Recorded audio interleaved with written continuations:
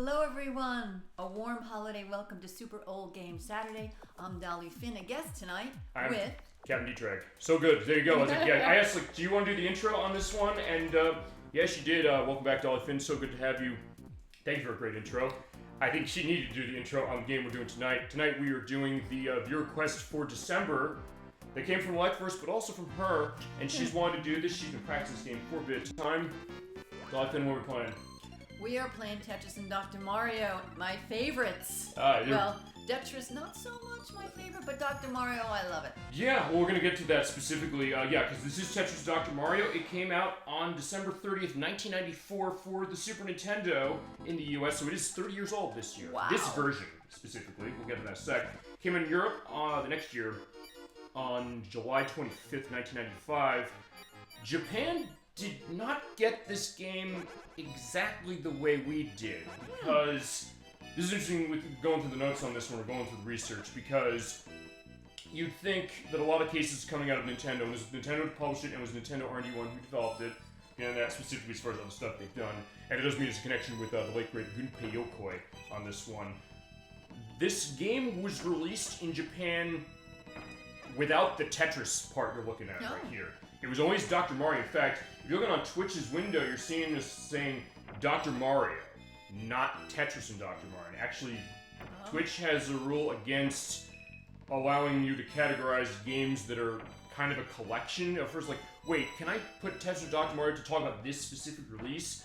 But no, and the best I could do is Dr. Mario from Super Famicom, because it only came out that way. The Tetris part didn't, and the reason for that was a weird licensing thing, because in Japan, the Tetris license, it was Nintendo as far as them releasing it, going over to the Soviet Union, getting the rights, as we talked about a couple times on the show, with the original NES and Game Boy version, which is kind of a 16-bitified version of, along with the Dr. Mario aspect.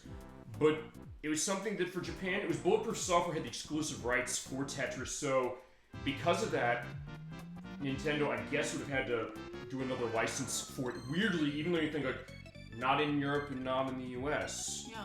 So, Dr. Mario got its 16-bit version here. It was just that one, so not Tetris and Dr. Mario for them. And to this day, it's still the only release of this. We've been begging feasibly of a re-release of this, and with, I guess, the re-release of tons of Tetris games this year with Tetris Forever, including the fact they patched that the other day to add Weltris. There's another case where they had to go and handle some license stuff with that for Digital Eclipse. Maybe there's a case that maybe Nintendo can do that, and also because Tetris from NES released on Switch Online last week.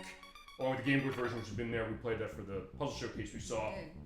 And you're seeing on the screen, yeah, this is 16-bitifying Dr. Mario and Tetris, the Nintendo editions as far as Tetris, and then also this was Nintendo's as far as Dr. Mario. Here it is, in its all its glory, and I know this is the part Dolly Finn you in particular got hooked on for this. I'm right about that? You are correct. The Tetris, I find it hard to figure out whether the thing that's coming down, the blocks that are coming down, will fit into space. This, for some reason, doesn't have that spatial issue for me. So that's why I enjoy this more. But I have to say, I've gotten better on the other one, like you said. But it is also something that, the other thing about this game that's interesting is the fact that it does have both these games. So in that case, you're kind of getting two games for the price of one. Yeah. And I guess it was Nintendo in a way. I guess looking at how Super Mario All-Stars was on Super Nintendo, and that was a release where it was 16-bit versions of Super Mario Bros. 1, 2, 2's Japanese version, and 3 on Super Nintendo, kind of taking what we saw on NES and enhancing with 16-bit presentation. And as they figured, hey, let's do it for this one, and since Nintendo mostly had carte blanche on the Tetris name at the time, they said, let's do that. Let's put Tetris name on a bunch of things. Put Tetris Attack for Super Nintendo, which is celebrating 30 years next year for Panel de Pon as far as its original release. Gosh, is everything 30 years now? Next week's game is 25 years, and it's almost like 2 days to the Japanese release, as I realized. We'll get to that later. Right? Everything just seems so, it's... But it's also one of those things that, I'll tell you this, I often try and get stuff in case of saying, I'm looking into the stuff for next year's shows, to get a sense of what we're going to have on schedule. I try to look for stuff with anniversaries, like let's celebrate something, because it's been a while, especially also when Chad has asked for it. And you're also seeing one of the unique things that this version has that was not in the other releases of Tetris or Dr. Mario, Mixed Match. That was fun, but I have to say that I was used to Tetris, the other one we liked, Tetris Attack. And so this was really only a recent something that I got into. Right. I used to just be into that, and then you showed me this, Dr. Mario, and then I said, wait a minute. Actually, I'll tell the story. It was also something that I technically gave you an illegal copy of this game, as it was because of the fact that I find a quote the game Sewer Shark when I gave you the Super Nintendo Classic Edition unit. I had some stuff in there that ain't strictly legal, but it may just keep you off the wall. Because my thought was like, hey, you like this, but fine. I own the games as far as that. It's like, fine. There was Tetris Attack. Like, that's not on that unit. It's like, what I'm giving you, like, I can sideload that. Like, I own the game. I don't feel like ashamed that way. To be honest, I did not own this game when I did that, but it's also something I said I was curious about. Now I went and bought a copy because I said, hey, that's the idea. Because sometimes we mention this, like, hey, now you own it. Now I do own it, and so it's fair. Well, but at the same time, it's also something that, fine, if for some reason my Super Nintendo was not working for something, I would have used the other one for this show, but it's also the case that, fine, saying that, but fine, I guess if nothing else, it's also something that, yeah, you know, me kind of come to this, and I've been recommending this game a million over the years by a lot of people. St. Aspartame, he was one who mentioned this is a really good one. Like, yeah, he's right. And I first mentioned that as well, who made the request. And so we got it tonight. Okay, so before we start, I just want to go a little more on this, if you don't mind. Oh, a little hey, bit. I like to hear the history. Yeah, and it's also sometimes a fascination because I went through, and some of this is going to be actually a bit of going into the original 8-bit editions, but also stuff where I kind of had to dig out certain things. Look at that picture. Now that is Moscow. Yeah, Moscow, which the NES version had, the Game Boy version had, but also, unlike the NES version, this does have the original music that, fine, the theme that is seen as the Tetris music, which by the way is called Korobenniki, which was a folk song done by Nikolai Nekrasov from 1861. They put it as far as that. NES Tetris didn't have it. Game Boy did. I don't know why, but then this Super Nintendo game does have that one as far as it, but also on NES there was like music they sampled, like classical stuff like George Bizet from the Torero song from Carmen, and also the Dance of the Sugar Plum Fairy. That was only in the NES version, not in the Game Boy one. So it was really interesting as far as stuff of that. Yeah, fitting for Christmas. We'll have that going on as far as how that is. As far as also this release, as far as the Dr. Mario portion is for Japan, it was released on its own over there, but it was also released as part of the Satellaview service, which was a downloadable thing that Super Famicom had over there for it. It also, as I realized, it was a game that... Are you familiar with what LodgeNet was? No. If you ever went to hotels between...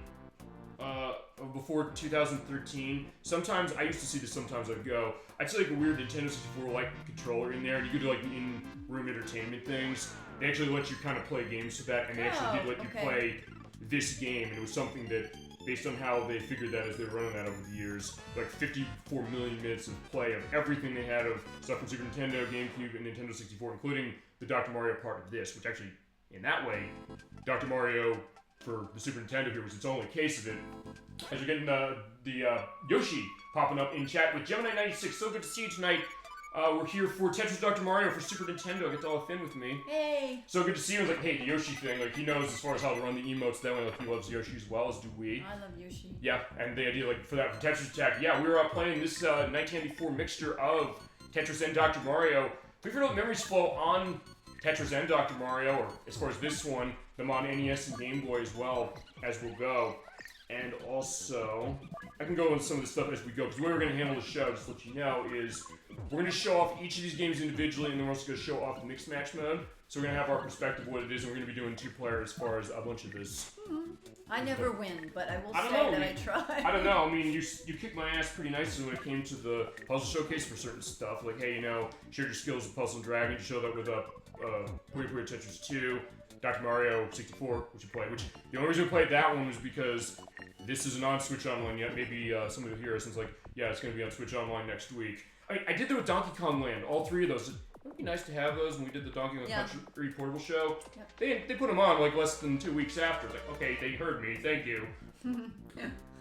So who knows? But also, hey, you've been playing this game, you practicing this game, ready to go. And yeah, we're going to have a great time.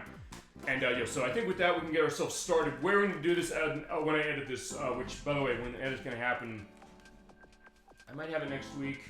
But also, in some cases, I'm going to kind of take some breaks on the edits for the holiday. But they'll be up here on the Twitch site, of course. We're going to play each of these games. I'll timestamps down for them. So we start with Dr. Mario, then I guess we'll do Tetris, and then we do Mixed Match as far as it. And we'll go into our memories on all this stuff. So I think with the Stolly thing, I think we get ourselves sort of started. Okay, so Dr. Mario, I'm going to give a brief spiel on this one. This game came out, because this was Nintendo's own game, whereas with Tetris they licensed it from Alexei Pajitnov and Henk Rogers. It came out on the NES and the Game Boy on July 27th of 1990 Japan, in October for us, and in Europe on April 30th of 1991. It was developed by Nintendo R&D 1 as well. It also was released in the arcade on the PlayStation 10 unit in August of 1990. I mentioned you off screen, Henk Rogers, the Tetris company, he's not a fan of this game, as it is. He said, quote, "I was pissed off about that game. Dr. Mario was a blatant attempt to come up with a Tetris replacement. I thought they did it in a cheesy way." So we're gonna have to feasibly agree to disagree on this one, because, like, fine, it's weird, but I mean, the idea, like, hey, Mario got his doctorate, I guess, as far as he has the stethoscope. They're a little virus, they're doing dancing around, and we gotta take the pills and take it to him as far as how it is. This game was a big case as far as on NES and Game Boy. In total, across both the consoles, it sold a little over 10 million units, 5.34 of which were on the Game Boy, and then 4.5 on the NES, and then got versions right here. There's a Nintendo 64 version. There was Dr. Mario Online Prescription, which is on Wii, which is downloadable, you can't buy anymore. There was Dr. Mario World, which is on mobile, that also shut down. But it's one that a lot of people have memories with, and just to go into one aspect, it's great music you're hearing. The music for this game on the original versions and for Tetris as well was by Hirokazu Tanaka, who did music for Donkey Kong, Donkey Kong Jr., Donkey Kong 3, Clue Clue Land, Metroid, Kid Icarus, Mother, as far as the Mother series, as well as Earthbound, the Game Boy Camera, Pokemon Channel on the GameCube, Barker Bill's Trick Shooting on NES, and Wrecking Crew 98. Wow!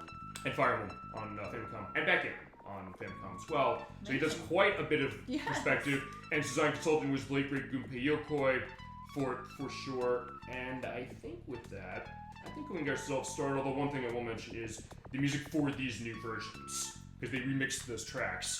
So what happened as far as that is, this actually had to dig out, like, who did the music? The credits don't show them very effectively, but I was able to dig out and find who did music based on the background doing music, like, hey, that being a focus. With two names specifically. One we've heard on the show and one we have not. The one we have not yet until now is Yumiko Kanki, who did music for Star Fox 2, the unreleased initially game for Super Nintendo, Golf US course and Japanese course from Famicom, and F-Zero for Super Nintendo, and the other name we've heard him a lot actually. What? Kazumi Totaka, who did the music for Wave Race 64, and Yoshi's Story, talking Yoshi as far as that, and he's the voice of Yoshi, and Birdo as far as the Mario games, and the voice of Egad in Luigi's Mansion, who did music for as well. And also Mario Paint X on Game Boy, Super Mario 2, 6 Golden Coins, and he also is the voice of Captain Olimar from Pikmin 2 and 3. So I think with that, I think we can get ourselves started. You do have your options in this, like on NES, of 1 and 2 player. Unique to this is versus computer, we're going to do 2 player though. So let's get ourselves started. Okay, so for this one you have your option of virus level, and how that works is often shown down there. She's 2P. I also have, when we edit, names of like who's on what side.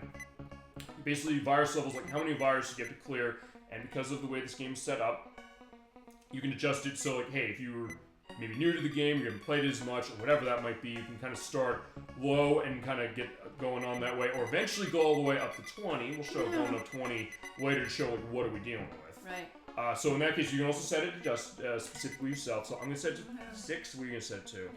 And what are I gonna hit? You just have to set it. For now, like, we're just gonna, you're gonna set it to 2 and 6. Move left, right, and D-pad for the purpose of that. Speed, it was the speed that the pills are gonna fall down. You set it to low, medium, or high. Your choice as far as well. Just move left, right, and D-pad for that. I'll go to medium.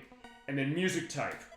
This version has the 2 musics from the Game Boy and NES game. They have Fever and Chill, which are both of these, but which one do you want to hear first? Fever. Fever's a great one. We're not going to do off, because the music in this game is awesome. It's very challenging. It's good, and it's also something like, hey, it's really peppy. It really gets you up. You really like it. Well, it's a fever, right, and a chill, so you need a Dr. Mario. Right. I got a prescription, and I got a fever, and the only prescription is Dr. Mario. I know it's the cowbell case from Saturday Night Live, but no, it's going to be this. So yeah, we're going to get ourselves set. So all right, get started. There you go. You get the great stuff. And as you're seeing up there, the pill at the top of the screen that shows you what's next. Oh, crumb. See, already I made a mistake. Yeah, don't worry about it. Just keep going. Like, hey, even if you make a mistake, you can always rally. That's the thing about this game. Match up 4 of the same color. And if it gets rid of a virus, as far as those little things with the faces, they go away. Get rid of all of your viruses first, and you will get a point. In the multiplayer, you have a case where it's best of 5. So first 3 points is going to win. And we clear one like that, you can drop down and go another one and go diggity-dit-dit. And there you go, and I do love it. Yeah, any memories of chat you got on Dr. Mario and Tetris when we get to that part of it, feel free to let it flow. You know how we are on this, and we love these games. In that case, I guess I'll go on this. You do. What's your first time playing Dr. Mario? Was it with this one, or was there other? other? With this one. It was this one? It was definitely with this one. Because I don't know if you played the NES version. I know we mentioned this a little when we did the puzzle showcase. In my case, it was the NES version, because my brother and Harry rented this game back in 1991, so it was actually early when it was around. And then I played it later actually with WarioWare Mega Micro games for Game Boy Advance, because you can unlock them there. And actually, there's been a thrill, and we're actually going to show that off in 2 weeks. And you got, you hit the top. I hit the top. If you do hit the top, the virus there gets really angry and shows you the X.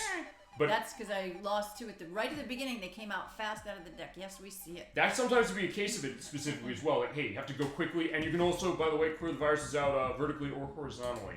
And in chains, when you're doing chains, as far as like one group of 4 going and then another one going, you are able to then send garbage pills. Although it's not, I'll say this about the garbage pills in this game, it's not as, you know, I guess unforgiving, you want to put it that way, something like Puyo Puyo, where it's like, hey, you go like a 2 chain, something can feasibly destroy you, as far as it, but it's still quite challenging, and yeah, it's a great time. You hear the great stuff as far as the music, like, kind of like, sounds like the dogs barking on the soundtrack a little bit, but it sounds really nice, and you get to do the sense like, yeah, keep going, like, oh, good job dropping the pills on me there, where, yeah, because you can't control where those pills go down as far as when they're sent by the opponent. And also you send more when you have a chain that's bigger. And also could not include clearing out multiple viruses at once. And we do clear out one that's on the side, there what drops one down, there you go. Sometimes it goes so fast you make a mistake here. Yeah, that's always, I guess, the thought when it sometimes comes to something like this. The idea, like, how do you adjust to that, and also, like, what can you do for it? But then, like, yeah, as you've shown oftentimes playing this game, both, we did the Nintendo 64 version, brief look at that, and just in general, as far as off time, the idea that, hey, you know, you pull yourself out of a situation like that, it can feel really satisfying. That's true. And you keep wanting to come back to this, so even, it's one of those cases where I don't know how you're like with this, that even like, hey, I didn't do great this time, for some reason it's good enough you want to keep coming back. And like, oh no, I don't want to play this again. Which I guess would be the worst case. Where you're saying like, oh, I don't like this game enough, like why would I continue coming back? Fine, for this, people kept coming back, and we come back as well. And by the way, as far as the multiplayer, one other thing is that, yeah, you see the virus number down there. That means that if you clear out... Fine, whoever clears out all their viruses first is going to win the point. But yeah, she's only got one left, so yeah, I might be screwed. Well, you might not be, though. Yeah, you know, that's the question. And that's the interesting thing about a game like this. I'm finding a lot of puzzle games. There's also, by the way, it's a puzzle game. Dolphin's here and she won. Good job. Well, she's got a... I have a very low... I usually play at 3. I'm starting at 2 because it's been a little bit. Those stars. I get that, but it's also something that, when you really think about it, it's also a case where you have a kind of a great equalizing case to it. Although, I actually, you know, I'll think about this. I don't know if there are a whole lot of puzzle games in Dolphin or chat. Feel free to go into this if you have a thought on this. A puzzle game where it doesn't... what am I trying to say here? A puzzle game where it doesn't really...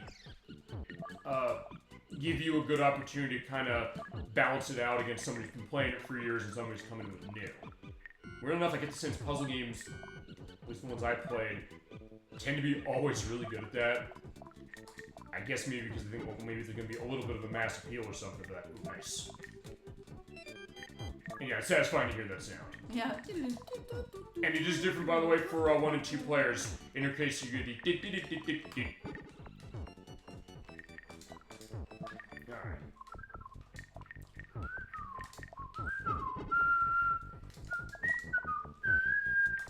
It definitely gets you going as far as in a good mood, as far as like remembering this music.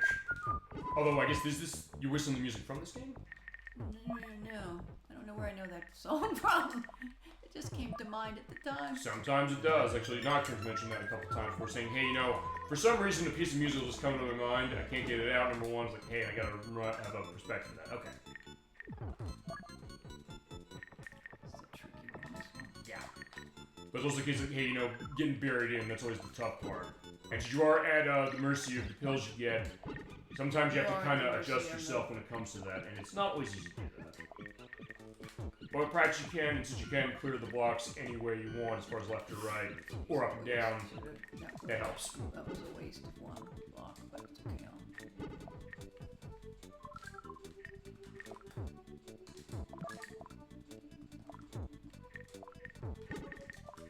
Oh crap. Also, in that case, you also sort of fit it in that way if you're quick. Hey, yo, just checking in. A hi, Suika theme Rondage. So good to see you tonight. We were playing Tetris and Dr. Mario for the Super Nintendo. I got Dolly Finn here with this one. I hope you're doing well. Feel free to let any memories fall on this one, because the Super Nintendo release of this, or any case of Dr. Mario and Tetris specifically. And by the way, just to let you know, on updating last week, where it was like, hey, you know, oh, you got it. So I was like, wait, who got it? You did. Okay, she has one more case, and then she'll be at the victory for the set. But to be fair, I'm playing at a much lower. Not that much. What do they call that? A lower setting? Oh, level. Lower level. Level for this one, specifically. Yeah, to let you know, on Bakugan Defender of the Core, we're going to start that at beginning of April. I do have the set of that. I did scope it out. It's going to be about 4 parts for that one. So we're doing that next year, and I'm looking forward to doing that. And filling a bit of a gap that way. You ever play Bakugan Defender of the Core? No. Yeah, I haven't yet either. I still have to pick a copy of the game up, but also in case that I'm not familiar with this franchise, so in that case you're going to be feasibly, in a way, driving this one, but I'm going to at least have enough of a frame reference to kind of give a sense of that I know what I'm talking about a little, but also admit, like, hey, you know, I'm not as familiar with this as other people. Yeah, I'm not familiar. But it is interesting, as far as what I saw, from what I've gathered, it's got a, feels like, it's like Beyblade a little bit, like I think maybe that's not exactly the same case, kind of as far as monster battling, but almost like a beat-em-up a little bit. We like a beat-em-ups on this show, and like a 3D one, which we have. I don't think we've done a 3D beat-em-up specifically. Actually, I'm trying to think of, outside of that, we've got other 3D beat-em-ups for next year on the docket, but we definitely got stuff going on. Yeah, of course, you know, with the viewer request, and this is, by the way, Black Vissers request for this month as far as the viewer request for December, and it turns out also, the 3rd year in a row we played a Tetris-related game for December, as a release. Oh, right, that's good. Yeah, because we did Tetris Plus for Sega Saturn 2 years ago. You were on with that show. Yep. We did Tetrisphere on Nintendo 64 last year, which you're in the chat on, and then now we're doing this one. So I guess then maybe the thought is that I probably should have this as a December tradition now.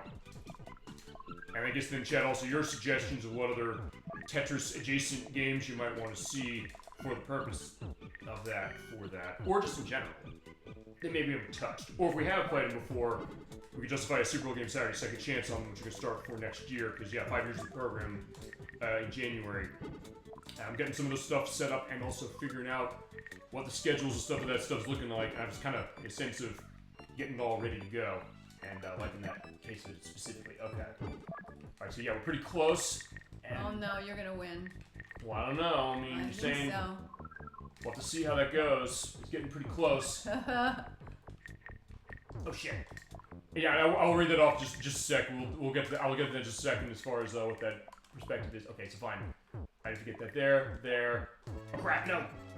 One more, come on now. Yeah, one more as far as that for you, and then one more. Oh, I have a hole. okay, we have 2 more each. So yeah, this is gonna be really, really close. And that's the case of what that is almost. Okay, this is close. Oh, God! Oh, I got it. Oh, Okay, for a minute, I didn't realize I got it. Okay. I'll actually Okay. go to this. I'll go to this specifically. It's a pretty obscure game. Once you do, make sure you stream it on the proper category. Yes. And if I compare something else, I'd say between Godzilla King of the Monsters, any anime arena fighter you can think of. Okay. Because yeah, fine. As far as that, for sure, you definitely will. As far as tonight's show, by the way, the reason it's only under Dr. Mario because Twitch does not allow Tetris and Dr. Mario. But yeah, I'll definitely do that. I've been doing that more. It's been. But actually, yeah. Now I'm thinking about that. Have you played any of the Godzilla games that come out? Never, no. There's a really good one. I'd like to show this one. Destroy All Monsters Melee. It was on GameCube and Xbox. It is kind of like an arena, like it is an arena fighter, like Henk Rogers is saying, where you're kind of in like this area of the city, and you have all the big monsters like Godzilla and Ghidorah and Mothra and things like that. And you have like the roars of Godzilla going on. Mothra. It's cool. I've played it. It's kind of. It's been Sounds seen. cool. It's been compared a little bit almost like the Smash Brothers of Godzilla, but it is something unique. And one's like, hey, we can kind of get our kaiju monster case going on, and actually probably some of the best cases of it, and also not as expensive as I don't know if the one on the PS4 costs a fortune now. That was like a really early one on the launch of the console. And for some reason, that's like $200. Like, yeah, they're like expensive on PS4. But yeah. Because that's more recent, just to be thinking, well, wait a minute about that. I think also Bakugan is multiplayer, so maybe have brawling going on as far as play. Okay, yeah, I'll definitely get a sense of that. Sorry, because I'm unlocking things. By the way, I did look at the scope on that. I took a look specifically on that at how long to beat, which is kind of a guide a little bit, but it's also a case that fine. It's going to vary depending on how it is, how well you might know it, and also for other stuff. And I'll do practices is going to go for that. So the idea, like, hey, something might be shorter or longer as far as that. But yeah, you're right. The idea, like, unlocking for multiplayer. Actually, in that case, I could feasibly justify something like that. It's like, hey, I'll do a return to multiplayer. Because I know a couple other channels that do that. I know one I've mentioned and is a little bit of inspiration to the show, but I want to do stuff that's not just their ways. Like, I don't want to copy other people exactly. We have our own element, like live chat. That's the way we do this. Super Game Brothers show, they do like their SmackDown Sunday show, which is also their take up on the WWE. They say, hey, each Sunday we'll do a head-to-head multiplayer case on a game. So actually, in that case, that's a really good idea. So we can have a case to come back, and especially for stuff like that, you would want to show multiplayer. The idea, hey, you get all these monsters going around, and you do fighting with them. As far as that, same with something like Tetris and Dr. Mario here, in the sense that, hey, fun of a game like this, as much fun as it can be to play yourself. It's also something that, hey, you want to enjoy that with other people. And other people often saying, hey, I have memories that way. Yep. Oh, good job, you got it, and you won the set. And that was pretty close. So it's 3 to 2, and we do that. You get the nice cheer going on Mario and the great music. You do. So yeah, Mario is definitely giving you the perspective. So like, hey, you have skills with your pills, as is the case. Okay, so yeah, we can go as far as another game. We'll do this for a bit of time, as it is. Yeah, this game is fun. This game is insane. I should be fair to go up to 3. You want to go 3? Yeah, it's only fair. So. I guess I'll stay at 6 as a start. Yeah. Okay. Also, the multiplayer, by the way, is 3 modes. One that's point-based and hitting enemies. One where you get points for beating up crystals. Another one which is one-on-one. Okay. So there's a good variety as far as that. So yeah, I'll definitely scope the multiplayer. As far as, do we want to show the next piece of music? Yes, mate. Okay, chill. Let's chill, indeed. I do love the remix of Chill. This is feasibly the music of Dr. Mario I know the best, because in the unlockable Dr. Wario game that's in WarioWare on Game Boy Advance, this is the only piece of music they give you. They do not give you Fever at all.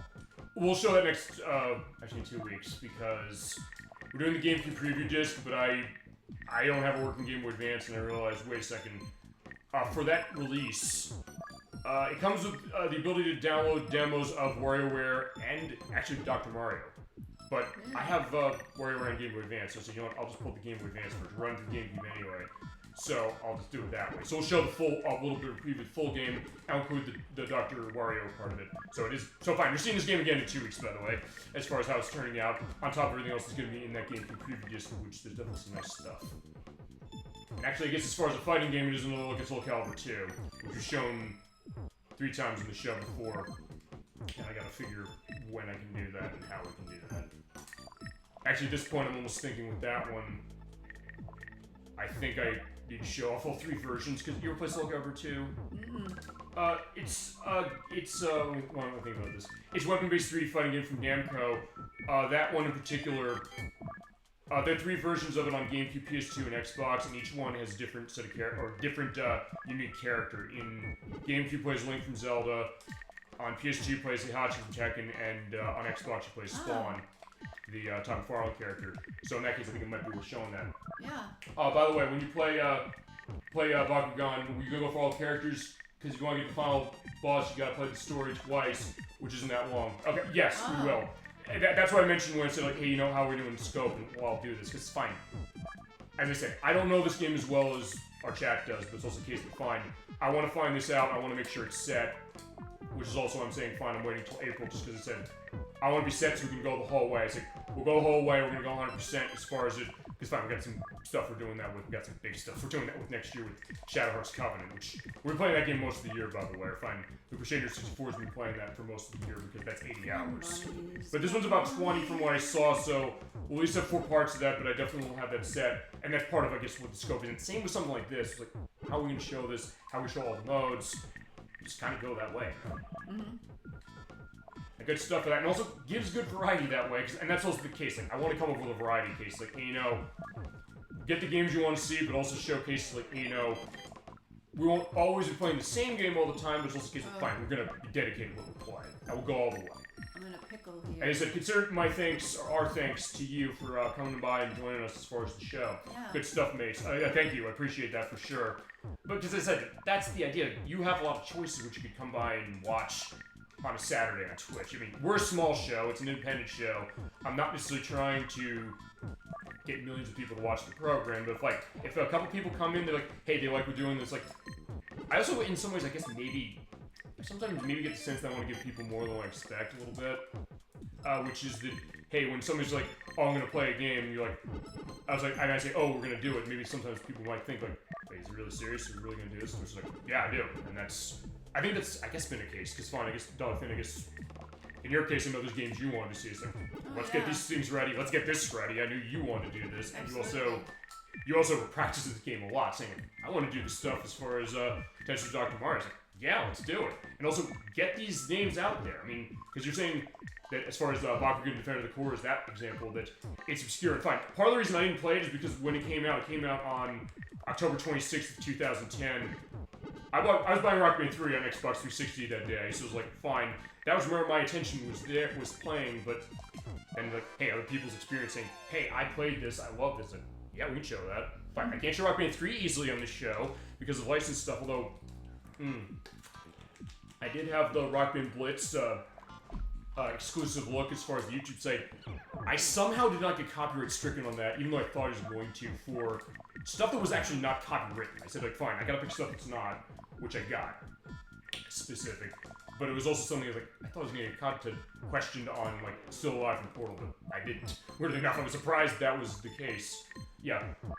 Oh, what a WG show. What a good show. Yeah, feel free to indicate that specifically, just specifically for that. Yeah, it's a great case. Like, yeah, we want to put on a good show. That's the idea, what we tend to do.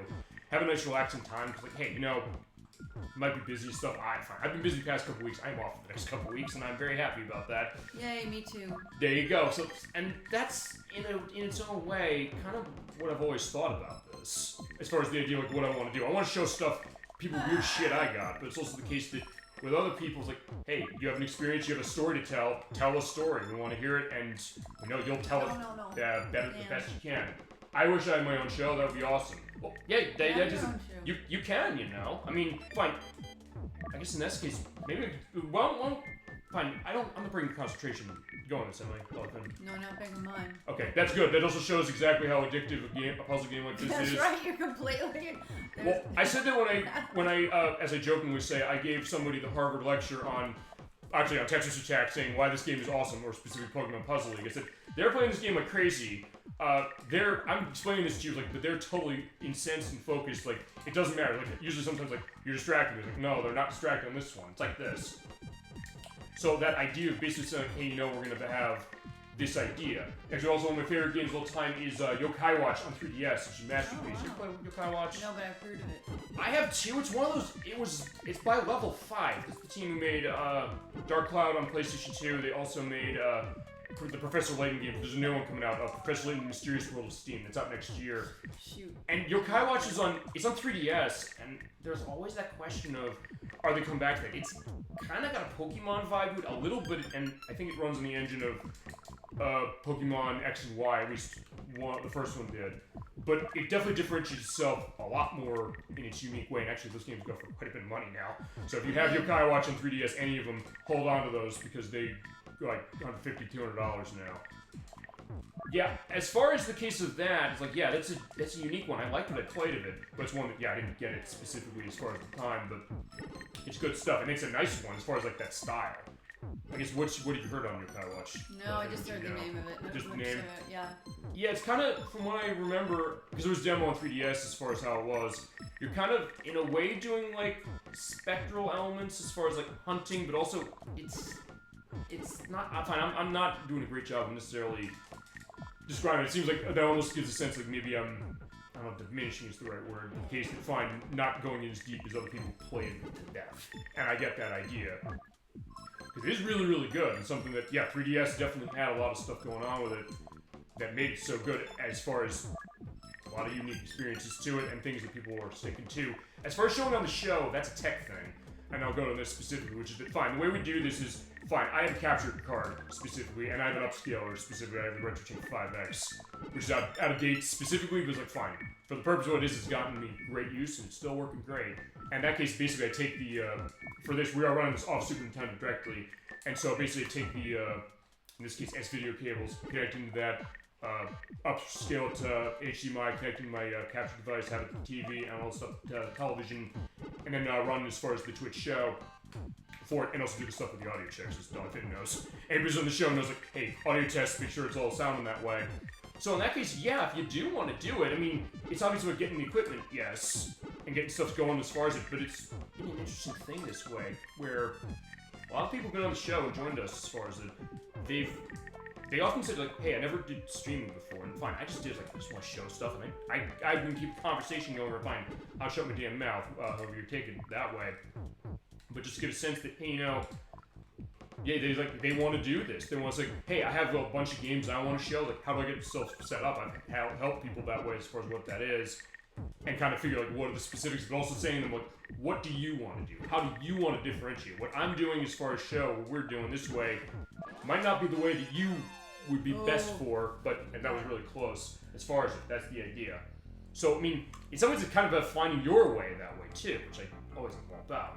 Basically, as far as your Kai watch book chases, like trees, alleyways, cars, find your Kais on your watch rank and below, and then feed them food, which they might like or hate, and then they'll have a chance to give you metal to be using them in battle. So basically the idea that you're kind of like Pokemon befriending these creatures, but fine, unlike Pokemon where you're catching them, the idea is that, hey, they're maybe not going to go right to you until, like, hey, you know, you get their trust up, which is an interesting way, because there are a lot of cases of games that were going after Pokemon, but then in the case that with level 5, they looked at them and said, hey, you know, we can kind of differentiate them. And honestly, I'll tell you, level 5's always been good at that, as far as the games of theirs I played.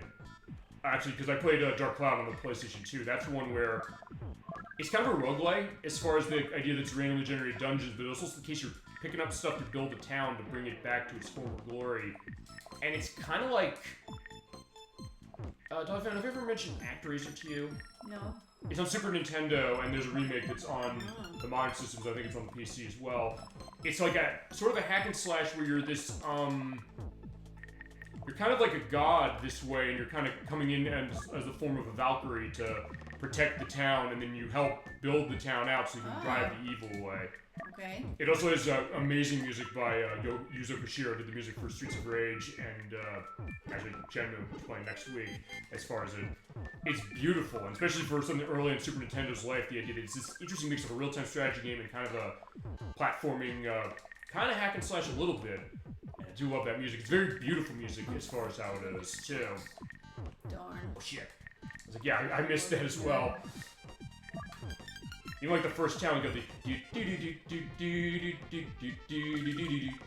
it's so beautiful. But then again, fine, I'm a sucker for Koshiro stuff anyway. Fine. Also, I know we heard that a little bit this year. We looked, give a brief look over Castlevania Portrait of Ruin. Wait, fine. That is released on or on console within that Castlevania Dominus collection, so that's how we showed it, and now we can show it for the show that way. One of the keys are fine. We're hoping feasibly for a re-release of Yokai Watch. Not least of which because I know a lot of people like it, but also because I don't have it. Feasibly, it's a case where, you know, maybe they get a re-release and, yeah, make it easier to show. Actually, that's what we're going to do with Luigi Mansion 2. Because I remember I said after we did Luigi Mansion, which I know, Dolphin, you wanted to see, thank you for suggesting that one. We had a great time doing that. I said 2 is on 3DS. I don't have the tech to stream it. And by the way, the reason I don't is that I have to have my 3DS modded so that basically I can output it to television. Which I should probably just do that. But it costs money and I gotta figure how I'm doing that. But points, I'm looking into it still. It's gonna be a process. But they released that on Switch this year. So I said, okay, fine, Luigi Mansion 2, I can show it on Switch. So that's maybe a possibility of it. And given all the stuff that Level 5's been doing, including bringing back Professor Layton, maybe they will with Yokai Watch. Yeah, so Henk Rogers is not the first one to talk about that one. And actually, I don't think we've really gone on the show. Good job. Yeah, we'll get that. So, okay, so if nothing else, we'll just show what you said earlier, Jonathan, which is saying, hey, what's level like? And the idea of, how to balance that out. At this point, like, yeah, we're like one off each other. Okay, so, yeah, one more for you and you win, but we'll see how this is gonna go. Oh no, well you just had to say that and now I'm jinxed. Well, I don't know, we'll see. Sometimes that's the other thing, is yeah, like, don't say that case. But then it was, of course, say, hey, you know, you can kind of get your way out of a sticky situation. I've done it before when it comes to games like this. Yeah, it certainly is a sticky situation, that's for sure. Mm-hmm. Oh, no, look, see, no, yo, see, no. Oh, uh-oh, wow. Alright, so now we're at It's more fun when 1-1. it's down to the wire. Or One fine. false move and it's over, see? Yeah, or it's like, fine, going to the Pokemon thing. True. It's just one Pokemon aside now. This match is coming right down to the wire. Yeah. Yeah, because I find we keep quoting Pokemon Stadium. Fine, I guess I gotta show that too at some point just because of that. Jeepers creepers. Where'd you get them peepers? Yeah. I do remember that, fine, because of the horror movie, but also because of the song, which then they have in a horror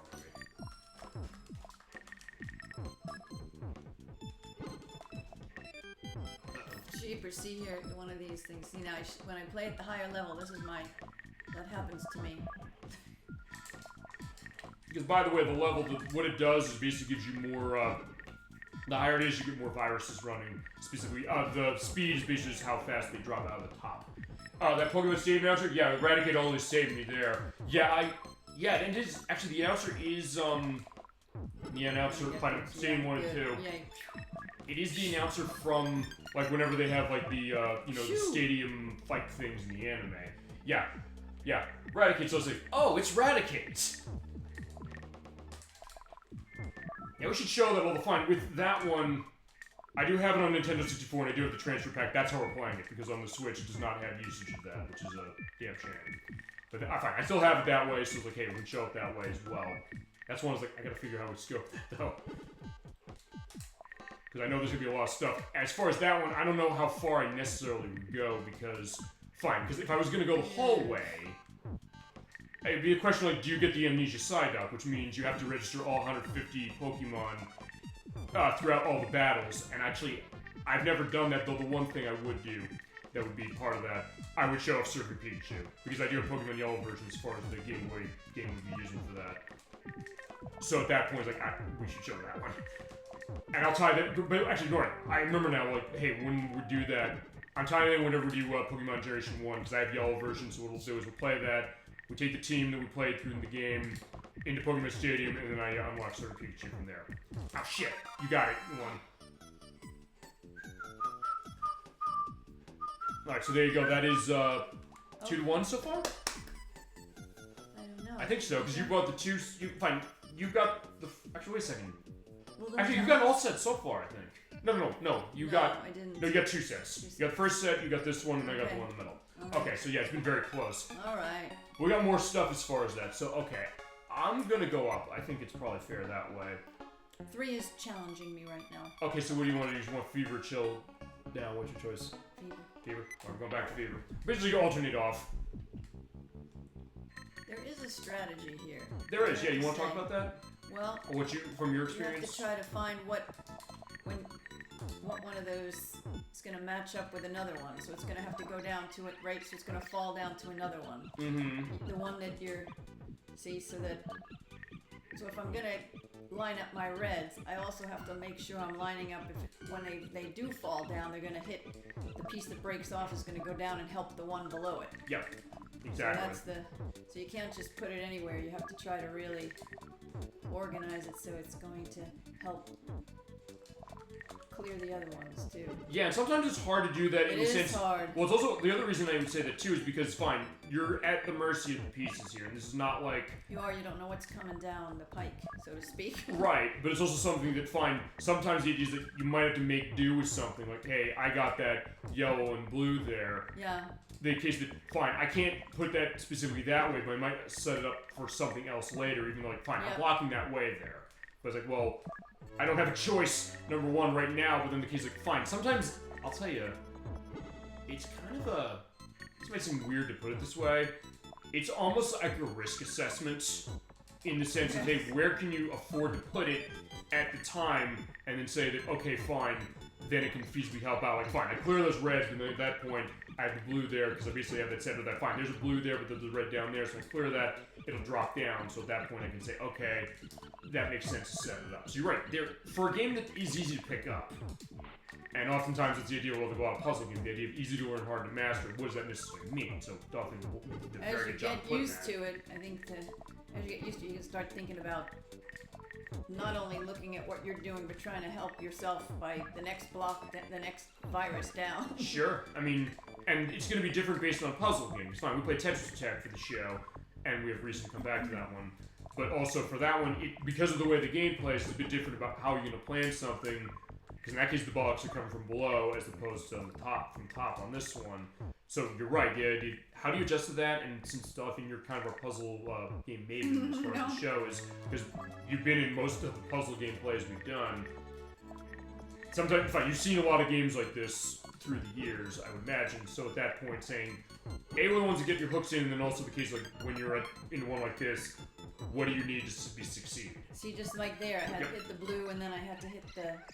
I knew the yellow was going to go down and hit the blue in the bottom, so it's kind of that kind of planning. Yep, exactly. And sometimes it's that planning that's going to take you to victory.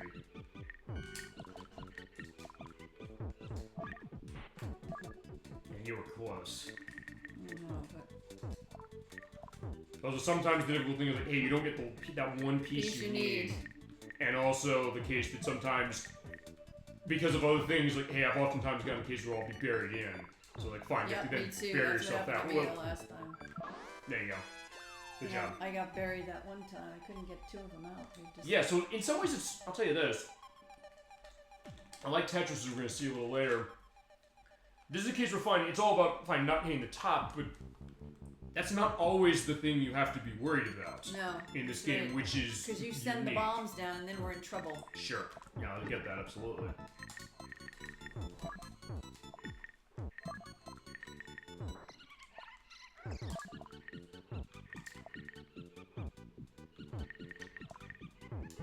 Yeah, I probably shouldn't put it there. Yeah, sometimes in the case, fine, you don't, it's one of those, I shouldn't have done that games. Oh, me too. In some cases, but also something like, fine, maybe something that was like, hey, that wasn't a good idea at the time. Maybe it's like, okay, fine, maybe that was a blessing. Maybe.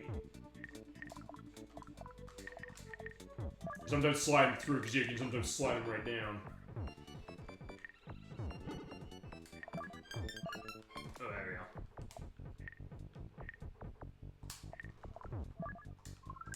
Basically, because pretty much at this point, I'm gonna focus on getting those viruses out of my way, or try to anyway. Uh-oh.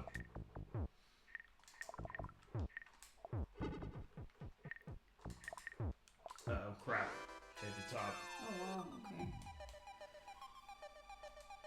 Alright, so let's I gotta get better at this. You're playing at a high speed, though. Oh, see, I just messed up, so you have a good opportunity now. Maybe. Because I really just messed up. Although interesting, the weird... Big time messed up.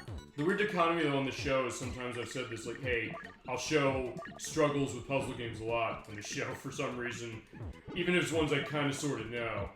But, so in that case, maybe that's continuing that trend, but also gets, like, fine. Certain ones, like, fine, I can do really good at those. Like, Tetris Attack was the case. And, sure, with this... I was slightly able to recover, but I really messed up.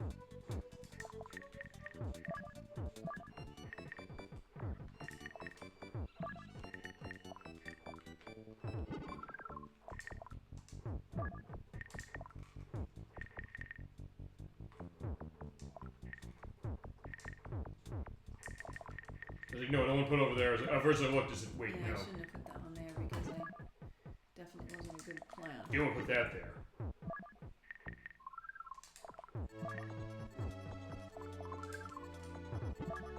And the red fell down, but fell to the yellow, which it shouldn't have. Okay. Okay, good. Thank God. And it feels good when you have that, and also because of just the way the flourishes that. Yeah, so fine. I get the idea, like, that Henk Rogers not liking this game, but also, like, fine.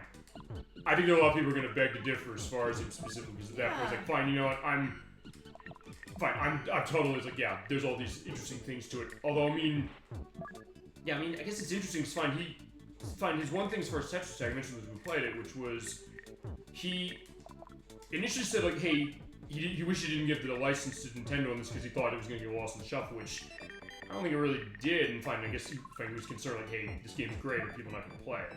But fine, they did, and fine, this one they definitely played too. Actually, that's something like first mentioned we played Tetris 2 for Super Nintendo, which was one that I think he was saying that there's the thought with that one that it's too much like this. Oh, really? Weirdly enough, because fine, and it is like this to a certain extent, but fair enough. But it's also something that, well, fine, because it's running with the Tetris or the Tetramino blocks. But it's one of those things that I initially kind of didn't think like, wait, where is that necessarily coming from? Until I saw what Henk Rogers said about this game, but then I was like, well, that's not exactly the same case. And something when we played it, we showed the idea that hey, there's definitely a lot of variety and kind of twists on that that give it its own life as well. And yeah, still no re-release on that one, unfortunately. Played that a couple of years ago. Although good news is with a lot of these games is they don't cost much. I mean, this one's actually probably more than fine in terms of cost of this one nowadays. This one's a little more than Tetris 2 was or is, or Tetris Tech. Not by much. I mean, if you're going complete box, I think it's a bit more. So no, like was mentioned saying, hey, you know,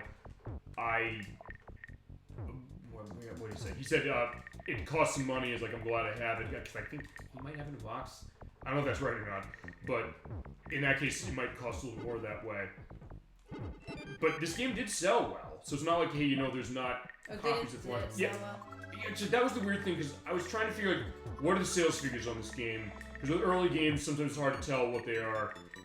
And I actually could not find actual numbers on this one, but I do know it at least sold 1 million units. And the reason I know that was because the version I have the Player's Choice version, and good job getting that one. Yeah, that was a clean sweep for you. Yeah, because the Player's Choice on Nintendo's, they re-released this game in 1987 with like the gold banner on that, and they did indicate whenever they used to have that budget one, they said this sold at least 1 million units. Wow, so alright. Sometimes they cut down how much a game needed to sell for them to re-release it at a lower price and basically do another print run. Oh. But in Super Nintendo's case, they said, okay, that was at least 1 million. So I don't know the actual sales numbers on this game, but Tetris Dr. Mario sold at least 1 million as far as Super Nintendo's concerned. And fine, you know what? I'm going to have to do the thing. I'm going down to 6. I think I went too high. I'm going up to 4. Okay, fine. You know, in that case, maybe I should stay at 7. No. Fine, go to 6. We'll adjust it. Let's see. Come on. That's the other thing. Let's adjust. Let's try. This is going to be hard for me, so I am going to try it. Okay, fine. After the match, I'm also going to pull Mike just in case like the mic's gone fuzzy. I don't know if it has, but I just want to make sure. It's like, fine, I'm already loving as far as how the show's going, as we always do. Oh! Okay, well that worked, alright. But it'll also be a brief thing, and feasibly that's going to end soon enough. Just because, like, I don't want audio to go bad. Because, like, fine, that's the other thing of, at least in my case, it sometimes goes wrong when you do a live show. It's like, hey, sometimes you have, in my case, I guess the audio missing. I've had a couple times. As well as the case, like, God, I love that show when we did it. Like, Daytona USA, that killed me that had that happen. But it's also fine, we come back to the show. We come back to that game. I'll come back to that one. Amongst those, the case, like, fine, I just want to show that game again because it's good. And another game from 1994, actually. That's really nice. So, alright, fine, we're living 1994 tonight as far as that. Alright. I could have made a better choice on that one, and I didn't, but okay, I could have. Alright, I could have done it. Not as good a... See, that's when those go down, then you know you're in trouble. Move. I do love when the music comes in the It's good stuff. Alright, there you go.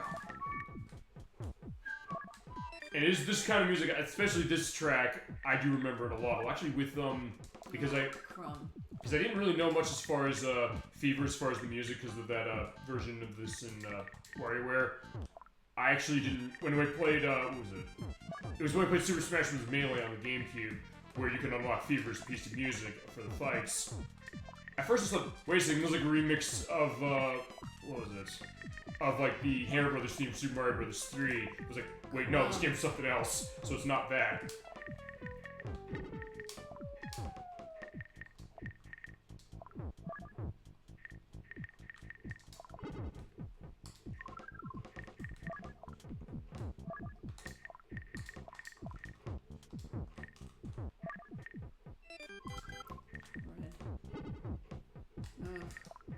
It's gonna be grand, isn't it?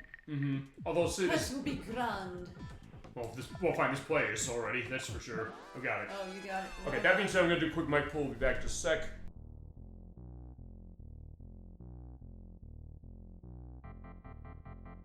Just want to make sure that unless we run into it going weird, fine. Here's the funny thing. I'll say this: it's been like a superstition, I guess. Because fine, audio's gone bad on shows, as I mentioned, but every time I do a mic pull, it never has. So my thought was like, hey, if it does go bad, that might fix it, but I don't know. Because one of the shows that did happen, I also what was this? I did a mic mute. It was for when we did the Genesis Mini 2 showcase. Oh, fine, we used that for Shadow Dancer, and I said, let's turn into this. I showed up a little bit of RoboOS and was like, yeah, I muted the mic on something, but then I realized when I came back and looked at the video and it happened, they said they didn't actually solve the problem. It's like, fine, maybe a mic mute wouldn't do it, maybe a mic pull would do it, but either way. Basically, it's just the idea of, like, fine, doing, like, amateur game streaming, but the idea is like, hey, just go back to that. Hey, you know, you kind of can feasibly just stream on whatever you like. As far as, fine, it's going to be, like, a cost reason as far as, like, getting the tech for doing that and what you got and the connections and all that stuff. But still a case that, hey, you know, having your own voice that way, it's like, what do you want to do? Or for that matter, just like, you know what, maybe you don't want to do voice. Maybe you just want to come on, like, show a game being played that way. I know Brixbury was that way when, because she was the one who requested Super Mario Sunshine of us. She just streaming for that. She tends to just kind of just play without a voice case. In my case, it's like, fine, you know what, my thought is that, fine, I got a lot to say as far as, and I want to give you my experience, but also hear all of yours. And at that point, also because we have a live chat, something that, hey, I can read off what they say and saying, oh, this is what they said, we can react to it, and then that being kind of the thought, and in that case, kind of turning it into like almost a discussion program where I mentioned like a gaming town hall. You know, like, hey, you know, a lot of things you can kind of go into in cases where, fine, this is not something I'm being paid to do, or we're being paid to do. I basically would say, like, fine, we can be independent, we can do whatever we want as far as show, more or less. And just being a sense of like, hey, you want to see something great, or something you love, you think that nobody knows it. If other people say, no, I don't want to see this, I'd say, no, I want to see it, I want to show it, I want to take a look at this, even if I don't know it. Because oftentimes some of the best experiences I've had on the show have been with games I don't know. And they kind of, in their way, because of the passion other people have for them, they kind of got my attention and made me say, yeah, I'm really interested in this, you know? In fact, I'm trying to think. Actually, Dolphin, that was you with Luigi's Mansion, honestly, because I played that game a little, and then when we did the show, I played it more, I said, yeah, you're right, this game's awesome. And I kind of maybe took that game for granted, in its weird way, until we did the show.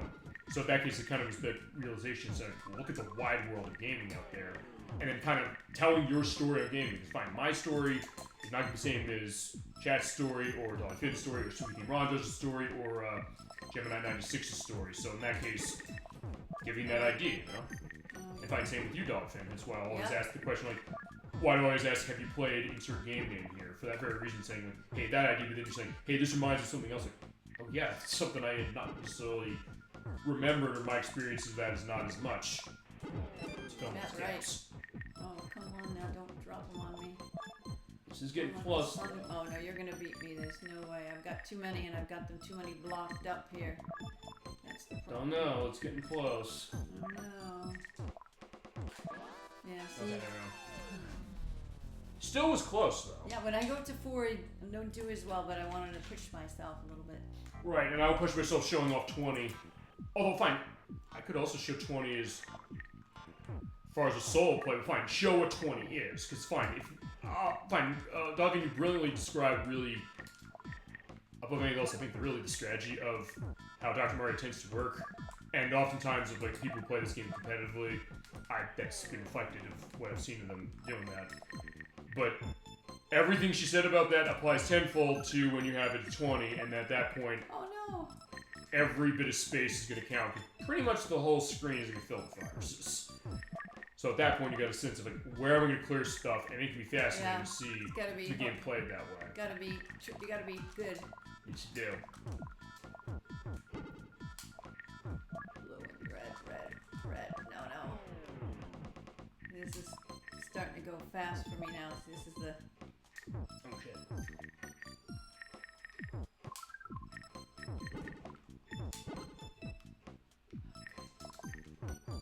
All right.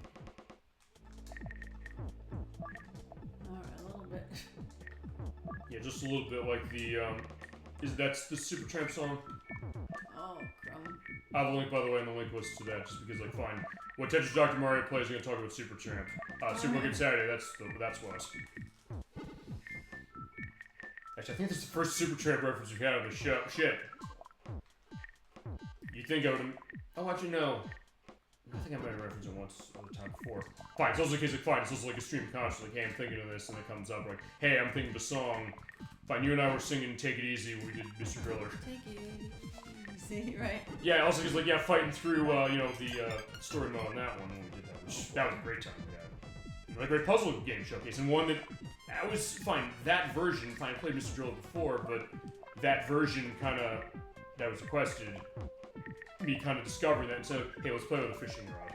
Because you can on Dreamcast. I love doing that. Right. Kind of like last week when it came to showing off Doom 64 with the drum and Mario Sunshine with the Tiger drum, as was the case. Right. By the way, thank you, Edward, again for that one, because he was the one who let me borrow that. And as AJ said to me off screen, he said, like, I was half mad and half laughing my ass off seeing how Doom played that way as far as it was like, fine, you know we'll do that game specifically. And he also had a couple of requests that way he wanted to see me get to, which we definitely will, because I know he wanted Mass Effect, which we're going to figure that. And also stuff for that Delisted Showcase. We're doing Volume 2 next year, by the way. He came with a couple of things like, hey, I want to see this. I didn't think about it for the first one. I said, hey, I got tons. We've got more material for another one next year. So in that case, that's where they're going to go. Okay. Strategy here.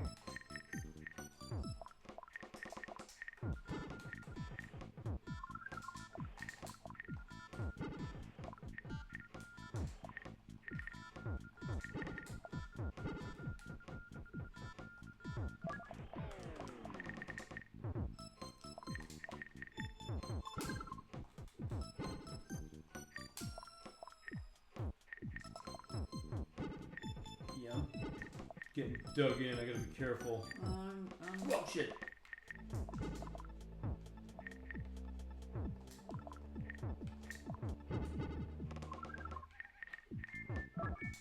Okay.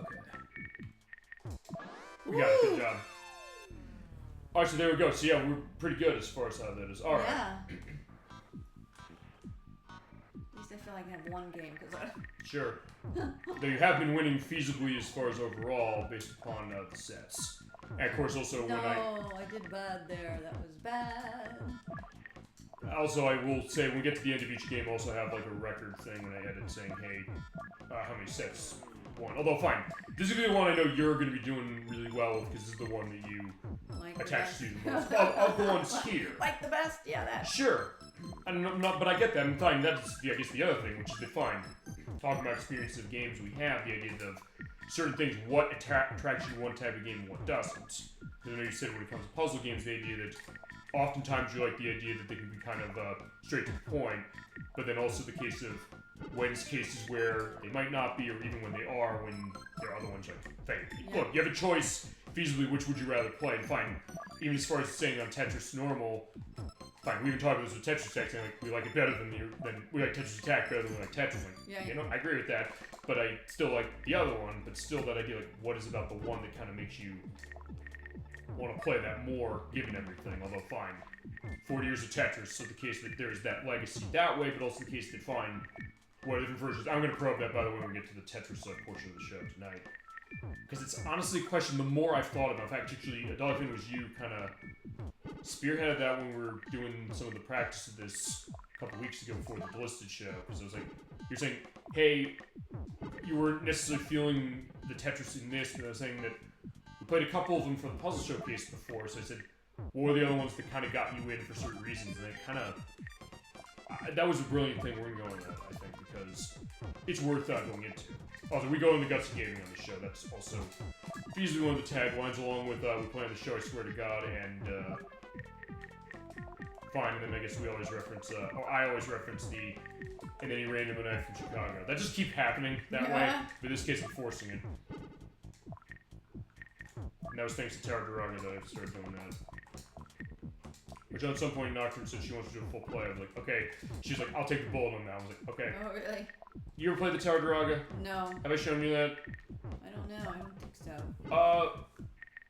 okay, after we played NBA Rivaled a few weeks ago, I was gonna say feasibly this game was Scar. He was like, fine, this is the best game ever made compared to that. Oh, But really? fine, because what is like a dungeon crawling game? It's an early one from Namco, and it's extremely archaic. It's a game actually that's 40 years old this year, and it's something that Oh, really? I know people who love it and who hate it. And it was Saint Aspartame again and Luffy Dan. They said Luffy Dan loves this game. Saint Aspartame hates it. He said, "Captain D-Track, can you please be the tiebreaker on this?" I said, "I never played it." I was like, "Sure, let me give it a shot." And I said, "Saint Aspartame, I agree with you. I don't like this, but there's also cases I do want to like You're gonna this." beat this one because I'm just waiting for them to come down and I can't get enough of them. That was close. Yeah. Oh my. All right. Alright, there you go. There's the cheer case. Okay, so you want to do... Before we go to Tetris side of this, how many more you want to do? This is Tetris is not my best game, but I'm ready. Oh, you want to do that one now? I'm ready. Okay, we can come back to this one. Fine. For mixed match, we'll come back to this anyway. Yeah, we will. Also, or we can just come back to this later anyway, because why not? 4 and 6. 4 and 6, okay. So, alright, that's the idea that... So, just to let you know how this works. For this, when you're on menu, hit the B button, you go back to the menu for the game, and from here you hit the B button again, and you're able to select game. We'll also show mixed match, but let's talk Tetris then, briefly. This is hard. Okay. Enjoy the Russian flavor of this one, because fine. Yeah. Remember, this game came out in 1984 by Alexei Pajitnov on the Electronica 60 computers at the time. Wow. It actually looks good. It does look good as far as this version. So, just to go a little bit on Tetris regular, let's see. It came out in November of 1989 for NES in the US, although it came out first on Game Boy on July 31st of 1989. It was Nintendo and Nintendo RD1 who made it, like this release, and like with Dr. Mario. That NES version is now on Switch Online, as is the Game Boy edition. They put the NES version on a few weeks ago. And for this, you have 2-player and 1-player, and versus computer. I'll go into this specifically, so I'll have some music to go into, and we'll look as far as each of the music types and each of the game types. Because this is mirroring that version where you have A-type and B-type. The difference is in A-type, you basically have the tetraminos, the blocks of 4 pieces to them, which actually I believe goes to the perspective that Alexei Pajitnov created this. He was a big fan of tennis, but he wanted something that was this way and kind of a reference as far as the number 4 for that. Is that harder then? One harder than the other, A and B? B-type is because what B-type does is that based on the level you set, you have blocks that are on the screen by default, and then you have to pretty much make lines out from what they give you. Kind of like Dr. Mario, right? Dr. Mario take from that a little in that, you know, they give you the viruses when they randomly set them up, and it's random the way those viruses go on in that game. Same it is in this one, which actually my coworkers and I dug into that for the NES version, and it's the same with this one.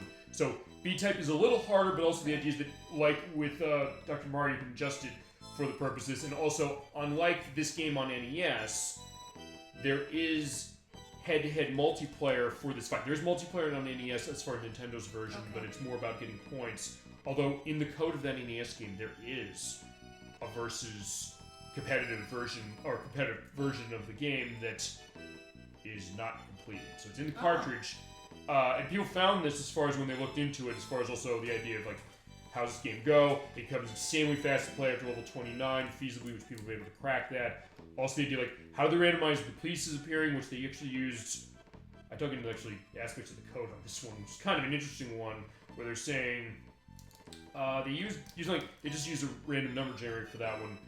They couldn't based on how they designed it, so what they did is they used a pseudo RNG software with a 16-bit linear feedback shift register that basically is trying to get as even a distribution of where these pieces are going to appear as they can, although it's often in the case we're going to see this, there are oftentimes pieces where you're going to like, I feel like I'm getting the same piece like 4 times in a row. Yes. And that's the reason why. Cause like, you asked me, you said like, what why was the am I reason? getting that Why one is piece? that? And I looked into it, so what's going on with this? Because fine, it's a game that's been very well documented on multiple versions. The Tetris is on basically, there's a version of Tetris on probably every single system known to man in one way or another. And on NES, this game sold 8 million units. It was pack-in for the NES in Europe. Wow. The Game Boy version was pack-in as far as that. And it was a big case, and yeah, we're going to take a look as far as it this way. Can I ask you a question? Yeah, See go the on. background, all the background you have Yes. there? So, you're not supposed to be looking at that, are you? When you're trying to make your, I mean, nothing's when coming you're playing. You mean right? As far as looking, as far Yeah, as trying to match. You know, it No, not doesn't have necessarily. anything to do with what's coming down. Okay, that's what I was wondering because I was going No, to say I mean- I'm not paying attention to that. I see it as it's the background screen, but I didn't know whether there was a purpose for that. Okay. Well, you mentioned with Tetris 99, which you showed off the idea, like, hey, that game, by its very design, is very busy. Yeah. Because of the fact that, hey, there's, like, flashing perspectives going on against 99 people. So in that case, the idea of That was a lot. what's the background going to go, and when's it going to be something that it either is a distraction or something that kind of catches your eye. It's like, oh, wow, like with Tetrisphere Connected, as an example. Now, you have levels, and by the way, how level works in A-Type is the Tetraminos will fall faster based on how high it is. Okay. So for the start, you start at 0, it'll start slow, and it'll go up, by the way, on level as you go. Anyway, I'm Okay. going to go to level 2. Okay. And when we're ready to go, hit the start button, and up there, by the way, are your Tetraminos as far as the next one. Unlike later games of the series, It's you going do to not... show you the one. It'll show you what the next one is, but you only see right the next one. You also do not have a hold piece. The way it works is move left to right, hit the A or the B button, rotate the Got blocks, press down on D-pad to drop them down, and put them in a horizontal line. Brother and a half. And when you get the line piece like that, that's great. You want to have that. And that's how you want to clear multiple lines at once. And if you clear 4 lines at once, that's a Tetris. I don't know if this is a factor in the 2-player. I know in the single player this is. If one of us gets a Tetris, there's going to be a flashing warning. Okay. Push. Well, in I'm single player, no, definitely there not is. gonna get it, so don't worry. I don't know. Who's to say? I will tell you. I know I'm not. I don't know. I mean, you got This like. is not fun for me. I'm already starting out poorly on this one. Okay, so then what is it specifically with you that, with Tetris, this variant, if I Tetris itself, that is more of a stumbling block for you based on what you've said than Yeah, other it just seemed like a things? stumbling. Can it go sideways if you bring it in? Certain pieces, almost every piece can, but the square cannot. The square, fine, no. there's no rotation on that based upon how it's Okay. designed.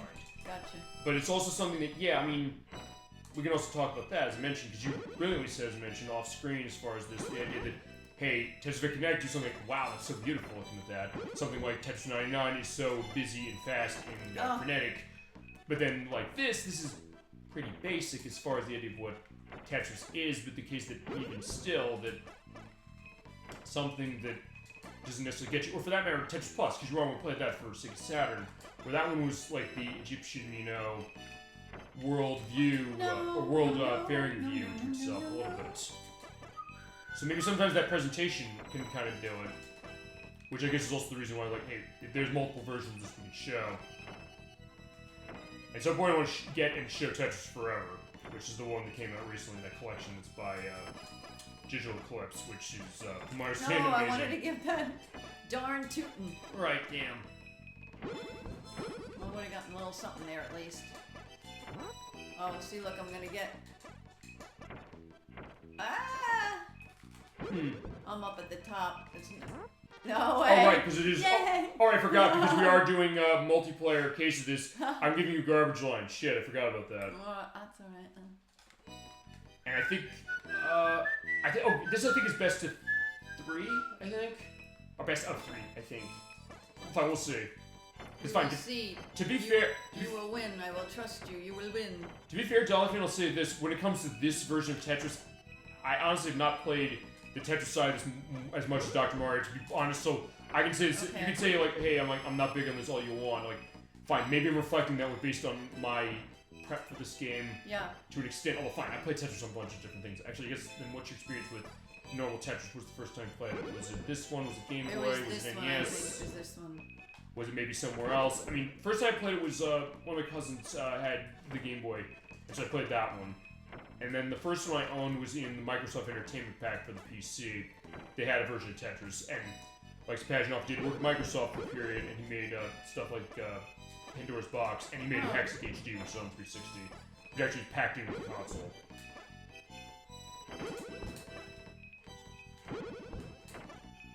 So that was my case as far as playing it, but also the other case, like, fine, we played Tetris Plus. The other reason we played Tetris Plus, which is fine, we requested it, and also because that was like for saying, hey, I took tons of time playing around with this game, like, loving Oh yeah. the way that worked. Yeah, the milieu of that perspective. My family played it.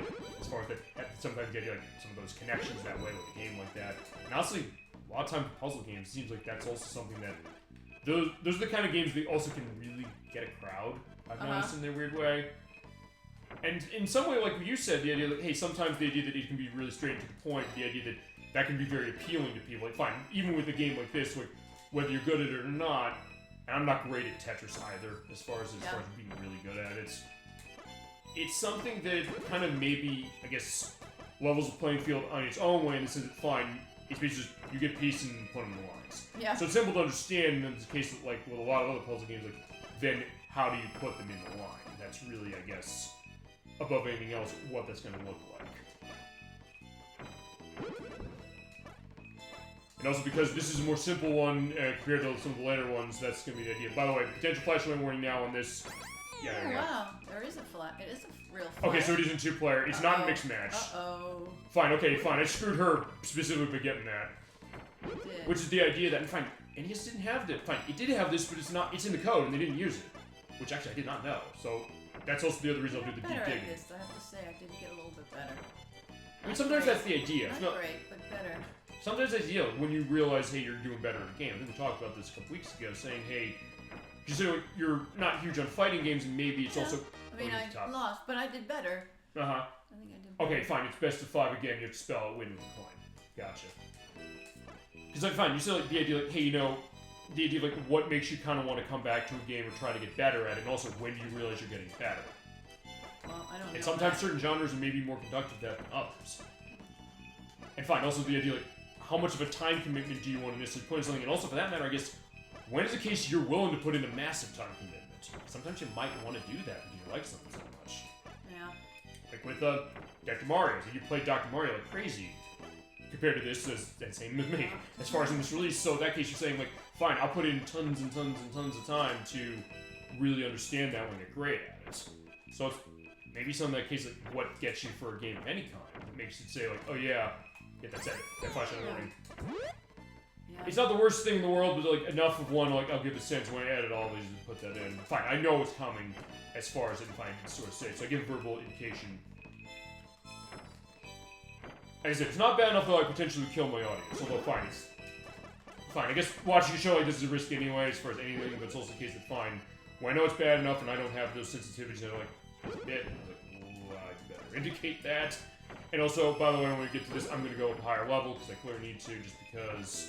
Because I'm worse? No, because I... At it?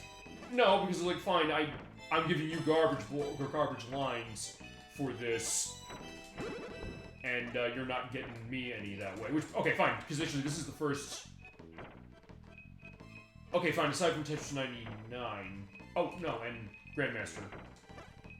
I was like, yeah, wait, how many Tetris games were showed that have garbage lines in it? Like, fine, those did. When you clear enough lines out... No, I didn't. And you get that perspective from OG Tetris of, like, the, try again. Okay, so what I'm gonna do is I'm gonna go up to... Higher? Fuck it, I'm going to 7. Yeesh. Also, later what I'm gonna do is I'm just Definitely gonna... not my game, but... I'm also gonna, on top of that, what I'm also gonna do is after the next 7, I'm gonna go change the music, because I do want to show up all the music, and it'll show up Type B. It's kind of not awful, but... I mean, it is kind of a weird thing. You said before, in fact, you said this on the audio test, I think. That was about, what, the spatial positioning with this one? Yeah, it's, you have to... Yeah, I feel like going to that as far as how you want to, what you want to say about that. Well, I just feel like it's figuring out how to get things plugged in, and I'm not good at that. But it's also feasibly something that it is a bit harder to do just in general. It's fine, I guess, because the pieces are, fine, partially because the pieces are bigger.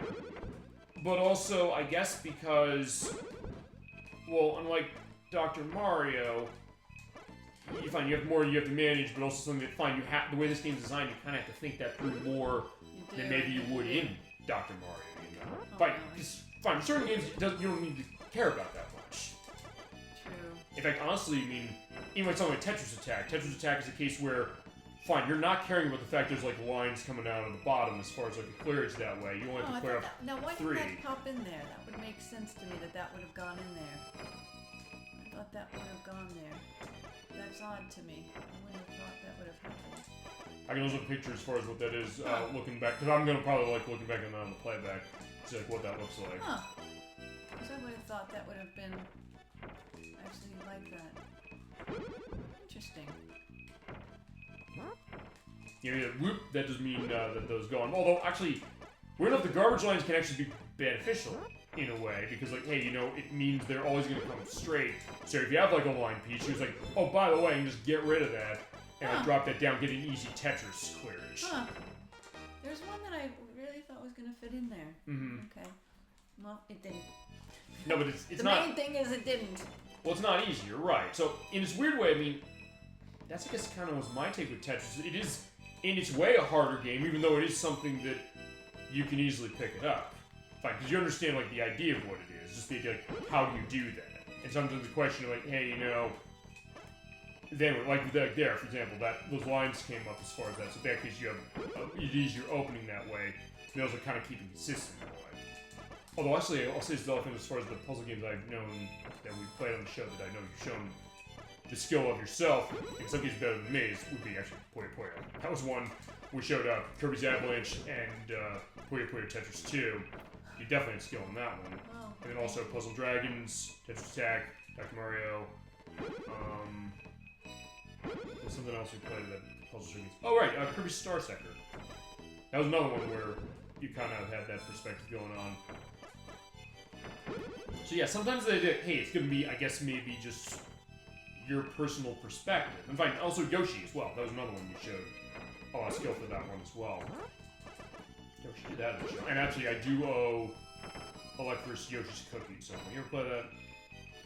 No, I've not played that ever. That's from Bulletproof Software as well. That is the sequel to Yoshi, technically. And the idea is you're in a cookie factory with Yoshi and Mario, and you have to kind of organize the cookies around. Actually, I think I remember telling the Crusader Sister about this. By the way, flashing warning. And find me kicking your ass. Sorry, but that game, he was saying it's like Tetris. You think, right? Like, no, yes. what you do is you're kind of, how do I describe Yoshi's Cookie? That one you're taking cookies. They're on a grid, like a square grid.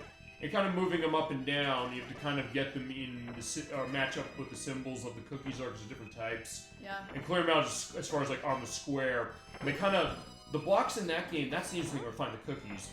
They come in from the top of the screen, but they also come in from the right side of the screen at the same time. Okay. So it's actually something you have clearing opportunities coming in feasibly from both ways.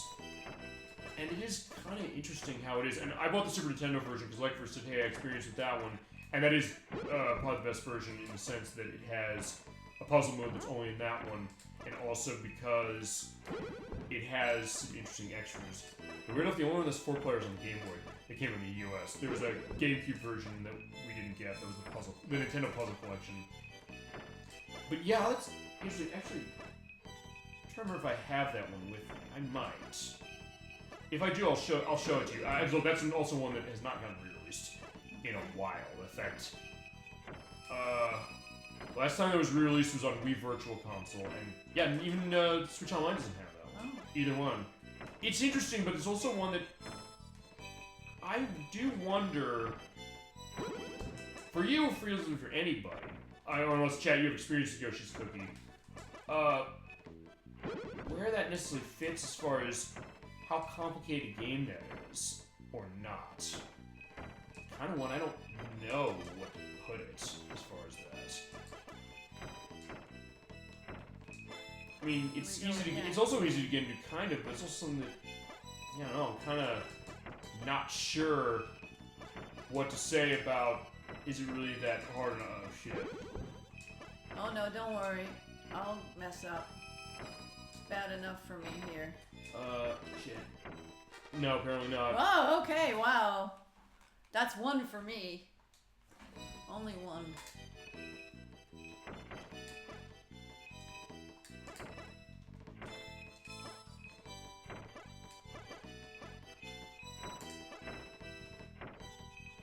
Actually, also see as far as that, as far as my the games that Super Nintendo I have with me, if that's something I got as far as Yoshi's Cookie, because I'd be curious to see what you think of that. Honestly, just as far as like, hey, what is this thing?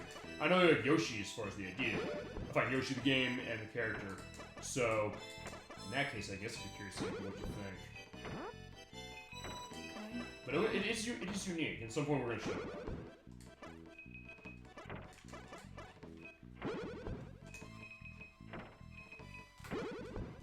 As far as the way the skill of this game works, tends to be pretty much just, I would say, pretty much I guess set up spaces enough so basically wait for that long piece, basically the one that's the 4 blocks straight in a line. So that if you have like a large gap, you just drop that down and boom, you get 4 lines. Though that is easier said than done because remember, you are at the mercy of these pieces. Like, yeah, I could be like, oh yeah, I can drop down there, but like, I don't have a piece for that. And since this one doesn't have a hold piece specifically, okay, I got it now. You sometimes are not necessarily going to be having that luxury of saying, oh, I can wait for this. Correct. That's Which I guess is what, which honestly, I'll tell you this, because fine, we showed Tetrisphere Connected as far as the puzzle showcase. That's the one where, fine, they let you have the hold piece. Like, hey, if I don't like the piece there, you just hit the L button and you're like, oh, I can hold this for later. I don't have to use that. I can just take whatever's next in the line, but you do then have to use what's next in the line. So in that case, you're like, okay, you feasibly can strategize. Like, hey, have that long piece. I want to hold it for later when I know I can use it. So at that point, it means you, in some ways, that might be better just because it says, like, hey, it gives you more, there's more strategy to it than it already has. So they do like taking a new perspective and then giving it a wrinkle that changes the perspective of how the game goes. I'm done. I'm done for. Okay, so alright, what we're gonna do now is I'm gonna quickly go back because I want to change music. I want to go to... Do you want to do A-Type again, or we're gonna do... You know, I guess we'll do it on A-Type. I'm also gonna go to 9.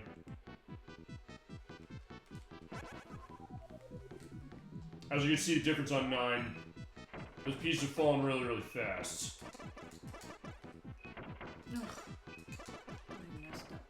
You're right, at some point also I gotta, that reminds me also, at some point I gotta show off 20 on Dr. Mario, which we will do before the show, before the end of the show. In the meantime, feel free to go in anything you got and Dolphin you too. No, I can't concentrate even on this stupid thing. That's so hard.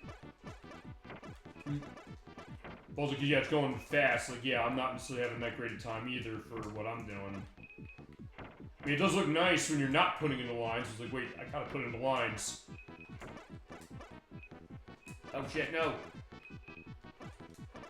I think it's just probably not good for you. Better for me, not as good for you. Well, it's also a case of, fine, I need to feasibly put it up that way just because, like, hey, you know, A, even it out, but B, also gives sense, like, fine. It's more about just kind of being in that case and fine. If nothing else, you mentioned the Tetris attack, which is the case of pressure in your puzzle game, or pressure in your game period. Honestly, this one, because of how it comes down, it's like that frame system, like, oh god, I'm not gonna be able to get this. Yeah. That feasibly can be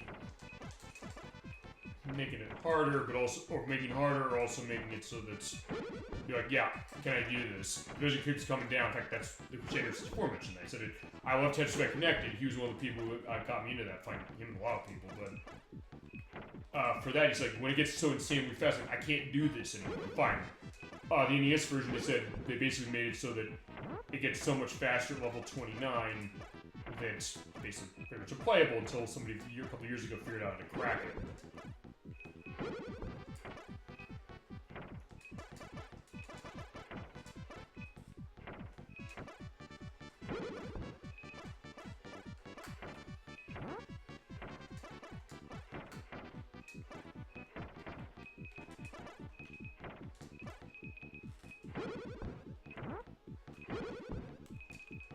Okay, one thing I'm noticing when it comes to the competitive in this. Oh, this is bad.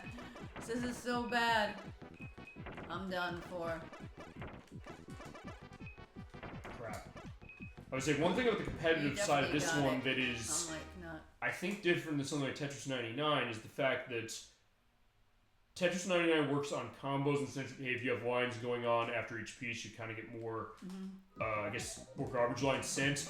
This one, I think, I believe the Game Boy game is like this as well, although if it's not, I'll edit down saying no, it's not. I believe in this one, it's based just on, I think it's based on how many lines you clear at once, to the point where actually I want to experiment. Feel free to experiment. Because honestly, I don't know the answer on this one, so I want to feasibly get it. Oh no, I want to put that down there. I wanted to put one somewhere that I didn't put it in the wrong. I put it in the wrong spot. Okay, I cleared 2 lines, so let's see this. So when you drop a piece there, okay, you get 1. Okay, so alright, then that explains this. Okay, so when it comes to how the garbage lines work in this game, and I think the Game Boy games like this as well. I guess the NES version would be if the competitive mode was finished in that instead of just left on the cartridge. Okay. If you get one line, it doesn't deliver any garbage lines. If you get more than that, you deliver garbage lines. Got it. Okay. So basically, any doubles, triples, or Tetrises I got are cases of that. Also, I didn't take notes down on this. I probably should have because we're talking Tetris. What the concept of T-spins are. Which I lost because I hit the top. Well, you're playing it a real. I'm going faster. Although, fine. You said with Dr. Mario, which is like fine with Dr. Mario. That one's that it's harder because you have more you have to clear out. This one you don't have more to clear out. It's just the case of fine. The blocks are going faster, so if you can handle that speed, it's not necessarily going to be that much of a problem. Although it's the case that can you handle that speed. As mentioned, like the Crusader 64 says, like, well, it gets too fast, I can't control this anymore, and I get nervous. Which is fair enough as far as the idea of that, and I'm the same way. But in that way, it's like, fine, that's not... Feasibly, this game is not being made that much harder with being fast if you're able to manage it going faster. If you're not, that's going to be more of a stumbling block. To be fair, I can be sometimes, in a case like, yeah, you know, I have trouble with that. Actually, fine, certain Tetris games, I have more trouble with that than others, or less. In fact, the one I'd say less is actually Tetrisphere Connected. For some reason, that one goes so fast, I don't feel as, you know, I guess, nervous or frantic on that one as I do actually with this one. Oh, really? Maybe because, and fine, maybe it goes to the presentation again, because remember how relaxing, you know, all the stuff we saw, like, you know, the horses, you know, running in the background, like the piano Odyssey in the City in Tetrisphere Connected. Some reason that perspective it gets you in a mood, like, it's like a Zen case, you know? And fine, a lot of Resident Evil games, the people made that, and made Space Jam 5 and Res the same way. Look at this, I never get that red bar. I like the red one. That is the best piece. You do want that. That's the best piece. How come you never get it sometimes? Right, yeah. It's, why is that? Yeah, the way the randomness goes, but also why is that? Oh, it's just so, because it's random. Well, fine, it is random, or fine, it's sort of random as far as how they do it on this one, but also the case that, fine, I guess they know that's the best one, so they, fine, I want to make it as equal the pieces you get, but also the case that, fine, if you get only that piece, it's like, although, fine, you know what, even if you only get that piece, it's not a case, I'd say, where necessarily the game is, you know, unfair if you just get that one. Just feasibly the most useful, because it's the one that, actually, it's the only piece you have that you can even get a Tetris with. That's why it's the most useful piece on top of the fact that, hey, you have the tall, like the tall gap there. Also, because fine, you're running garbage lines. Since the garbage lines always come up as far as, like, a single gap that way. You have one of those long pieces there, the four, like, the line. Boom, they're gone in each case. But then again, right there I got two in a row. But in that case, because I'm lower down there, it's not as useful. In this case, like, fine, I just have to kind of set up with it. Other stuff like, yeah, that one can be useful for kind of getting close, but not always. Because every piece in this game does have its use, but you're right, that is the most useful one.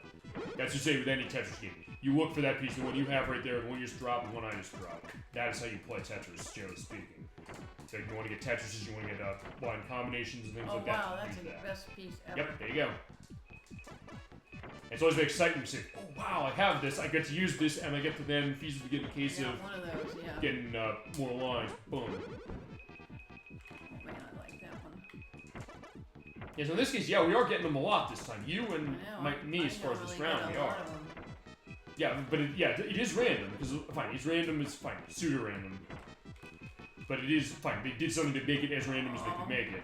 But yeah, the idea is it is random. Although I believe some of the later takes on Tetris, they do randomize those things more. Or randomize them more in the sense that they actually had something going to it, and I think it was like a Tetris as far as the 8-bit system that it was, and there you go. Wow, it was like the last time I didn't get any, this time I got a ton. That was getting close, though. So actually, I think, well, honestly, with 9, we're probably in a good shape, although one thing we're going to listen to is we're listening to Music 3. And then we'll look at B-Tech. Maybe the music will help me. I doubt it. Yeah, it's kind of like this harpsichord-y music. It is. Actually, I'm trying to remember if the Dance of Sugar Plum Fairy music of Tchaikovsky is even in this one. It's in the NES game. Actually, I think it's only... Well, it's not in the Game Boy game. It's in the NES game. We'll find out. I don't remember if B-Tech has its own music. It's actually, weird enough, I'll tell you this. Until Tetris NES came out on Switch Online last week, I had never played it. What? I played other versions, but I just never played that one. I played Game Boy, but not NES. But it's one of those cases that's been interesting to hear people like, oh my god, I played this on NES. In fact, I think it was Nocturne said that. It's like, yeah, I played the NES version all the time. And other people said with Game Boy and things like that. But yeah, like, I hadn't played that one. So even I have my gaps that way as far as, and that's fine. That's also why whenever those Switch Online things come out, I'm always ecstatic. Hey, you know, let's take a look at this. I always, for my coworkers, like, we have Switch Online Day, or I institute Switch Online Day. Let's see what they put out. But none of the people say, like, oh, I remember playing and loving this game, and I always love hearing that, because it's like, oh, they had experience with this. So they give their experience that, where fine actually was, one of the funnier cases of that was when Mario Tennis for Game Boy Color came out on there earlier this year. I never played that version. The Crusader 64 he did, and then Gemini 96 in chat tonight he played it on Nintendo 64, and then I said it plays kind of the same, and then he went through the main training stuff in the academy. He was just tearing the opponents apart in that game. It was amazing. Even apart, I think Crusader 64, he's not missing a volley. He was like doing volleys like 100 hits. Jeez Louise. And he's like, and then he's like, you just have to destroy him. Even before, like, he did one thing you can do in that game, which you hit the ball hard enough, hit the other player in the face, and they instantly miss and drop it. Or fine, they don't hit it as far as their racket, and then he's like, Crusader 64 just said to go get that. It's like you have to destroy him. It's like you have to salt the earth. It's like he didn't do that, and he did. By God, he did. And he's like, yeah, that was a geek. There's nothing left of him after what he did for that. But it's also the case that, as I said, I didn't have experience with that version or that game. So then they came to play and said, oh, I remember this game. I love this game. So yeah, so it's not always this case like, fine, I played this weird shit. Sometimes I haven't. And that's why I always love those kind of re-releases of that, just really anything. Or finding out new stuff. The chat says, hey, they want to see it. You saying you like. Yeah. I mean, how many times have we discovered games as far as that because of you or other people? Fine, we did that with Strange Horticulture. I wouldn't have played that game or known that game without you pointing it out. Or Dordone, which was, you played that on Series X, like, yeah, the game's really cool. Or, actually, yeah, one I still gotta play. Tunic, I know you mentioned that one. I want to play that. I've heard it's really good. I'll take a look at that. I think that might be... I think Tunic is on Game Pass as far as the Xbox consoles. I'll take a look and see about that.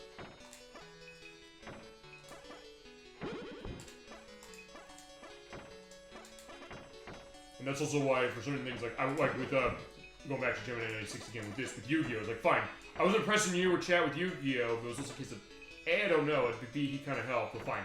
It would Buzz by Smooth, she wouldn't know. It's like, she knows exactly how to handle Yu-Gi-Oh! So at that point, that experience that where fine with AJ when it came to the South Park Let's Go Tower Defense, I was like, I don't know Tower Defense. But then one of my other coworkers I mentioned, he's like, oh, like, what's your experience with genre? I asked him, and he said, I played Dylan's Rolling Western on 3DS, and I said, actually, I didn't know there was a Tower Defense game until like a few weeks ago. Like, it is? Like, yeah, it is. Okay, you're right.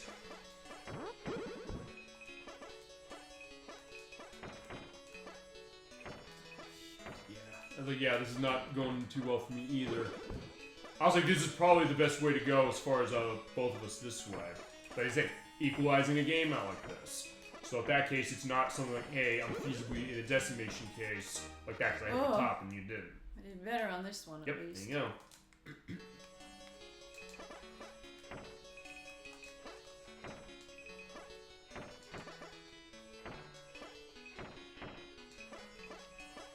Because, yeah, the sound almost is a very regal kind of perspective of itself. Which actually, that is appealing.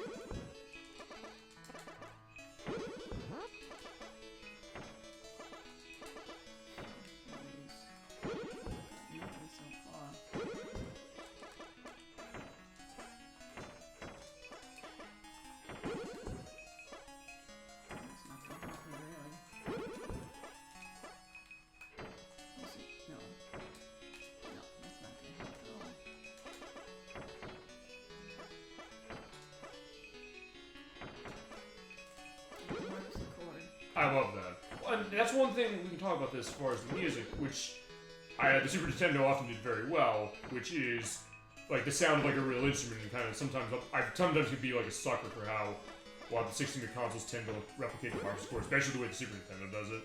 When we played Super Mario RPG, that's a game that really does a good job of using it. Especially when we go to Nimbus Land in the Nimbus Castle and Valentina takes it over. Like, the way that game uses that's unbelievable. And same with this one, that idea like, hey, you know, late nights as far as playing games. Like, yeah, one more we'll be able to go through this, you know?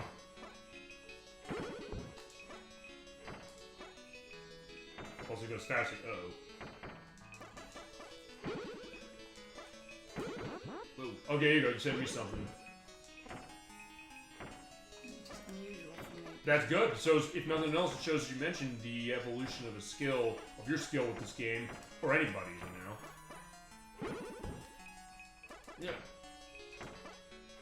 Sometimes the kids like, hey, it takes time, you know? And fine, in my case, like, hey, certain things take time, like for certain things I'll practice for the show, or just like, hey, I gotta get set for this before I kind of really understand that case. That was a review of Tetrisphere last year. I was like, I don't know how to play this. There we go. Well, I have to say I did better. Yep. So. Yeah, and I guess the idea that sometimes seeing that, sometimes it's hard to see that. Sometimes you don't, or sometimes I have this stuff. Oh shit. If I only move that over to the side before, you know, stuck. Oh, they had something. Well, no. Okay, that's unique. I put it as far as a box with the hole in the middle. I didn't mean to do that, but I'm glad it happened just because it looks interesting. But I do need to see what I can get here. Okay, it just looks weird as far as like the idea that fine, the wheel lines will be cleared unevenly. Because fine, oh, there you go. So, yeah, there you go. You're getting. I think you're hitting your groove now. Shit. Well, groove in the sense that hey, I'm seeing garbage lines.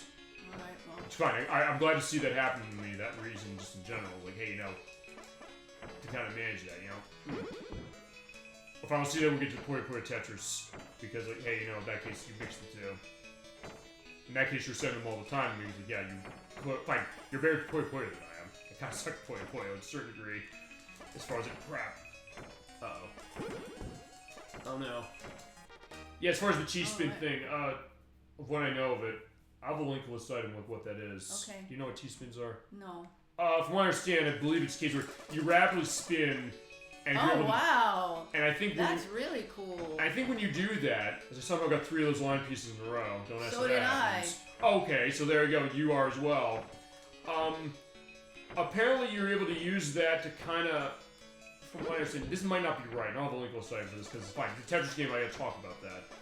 I didn't read it to Tetris Plus. The idea is like, hey, you know, when you do that quickly, when the block stops, you can kind of quickly do that to kind of get the piece where you need it, so you can feasibly have a line cleared. And depending on the game, it will feasibly give a register on that. I know Tetris 99 does that. And so, like, wait, what is this thing? But yeah, a lot of people I know play Tetris as far as like doing like championship stuff for that, and you know competitively that way, they'll use that all the time. And it's just you quickly hit that A or B button to get those going. Though fine, I'm not going into specifics as much as I probably should. That's fine. That's the one thing on the notes I didn't take down that one. And actually, I don't even know what the first Tetris game realized that really took that into account. It might have been there from the start. I'll have an edit down going on explaining like which one. It's fine. I might be cases. Uh-oh, shit. Oh, you won. Oh. So you got one. There you go. It's a good job winning that set. Thank you. Yeah, not easy, but yeah, there you go. Not easy, and I'm terrible at it. Yeah, you're doing better though. I see that growth. Okay, fine. The music is the same across all of them as far as B and A type. What music do you want to have here? Yeah, I like that. This one? Okay, there you go. Good choice. Okay, so let's talk B type. B type is mentioned. Right. It's the case where you have the lines to start and they'll be there. This one is a bit different, so I'm going to go to level 3. With the A button, you then have your perspective of height, which means it starts its... based on how your stack is, you has your lines going up to the first row, or nothing, the first row, second, third, fourth, and fifth. I'm going to put it at the third. Oh, shit. No. Well, either way, that's fine. Basically what it does is it gives you lines by default and you have to clear them out. Although... Oh, right, for B game or B type. You have to clear out a number of lines based on the default set they give you. Oh. So actually, in that way, it is like Dr. Mario in that, hey, you have to clear out... Oh, flashlight warning, by the way. Oh, wow. I didn't know it was that severe. Okay. More severe on this one, because of the darker background. But whatever the case, Well, you clear more... good on this one. You clear all the lines out. Whoever clears all the lines out first wins. Whoever hits the top first loses. Gotcha. Actually, I guess that must have been a Tetris I got. I didn't even notice that was a Tetris. As far as that flash piece. This is not going to be.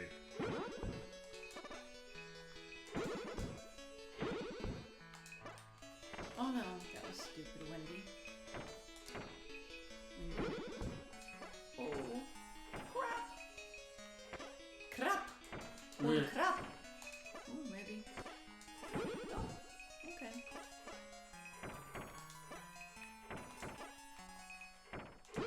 Plug in there. Plug in there. This one is a good one. I like this one.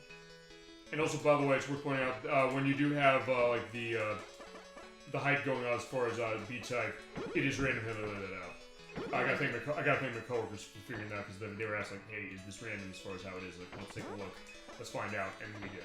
That was with the NES version we checked, but this one is the same as far as that aspect of it. Oh, I wish I could have this better. Uh-oh. Oh no. Oh no. Oh no. Yeah, now we're doing the imperfect uses. No. No. No. No. Shit, I hit the top. You got it. Oh, that is a toughie. Yeah. I'm sorry, that's tough. But if nothing else, also changes kind of the way you're playing this. Fine. Okay, it is and it isn't. It isn't in the sense that you're still clearing lines the way you normally do. But it is because you have something set this way, and also you're going for a line goal. And also because, hey, in the case of how it is, you also will have block set for you, so you have to then adjust what you get based on that on top of what you normally have. Yeah. That's like a...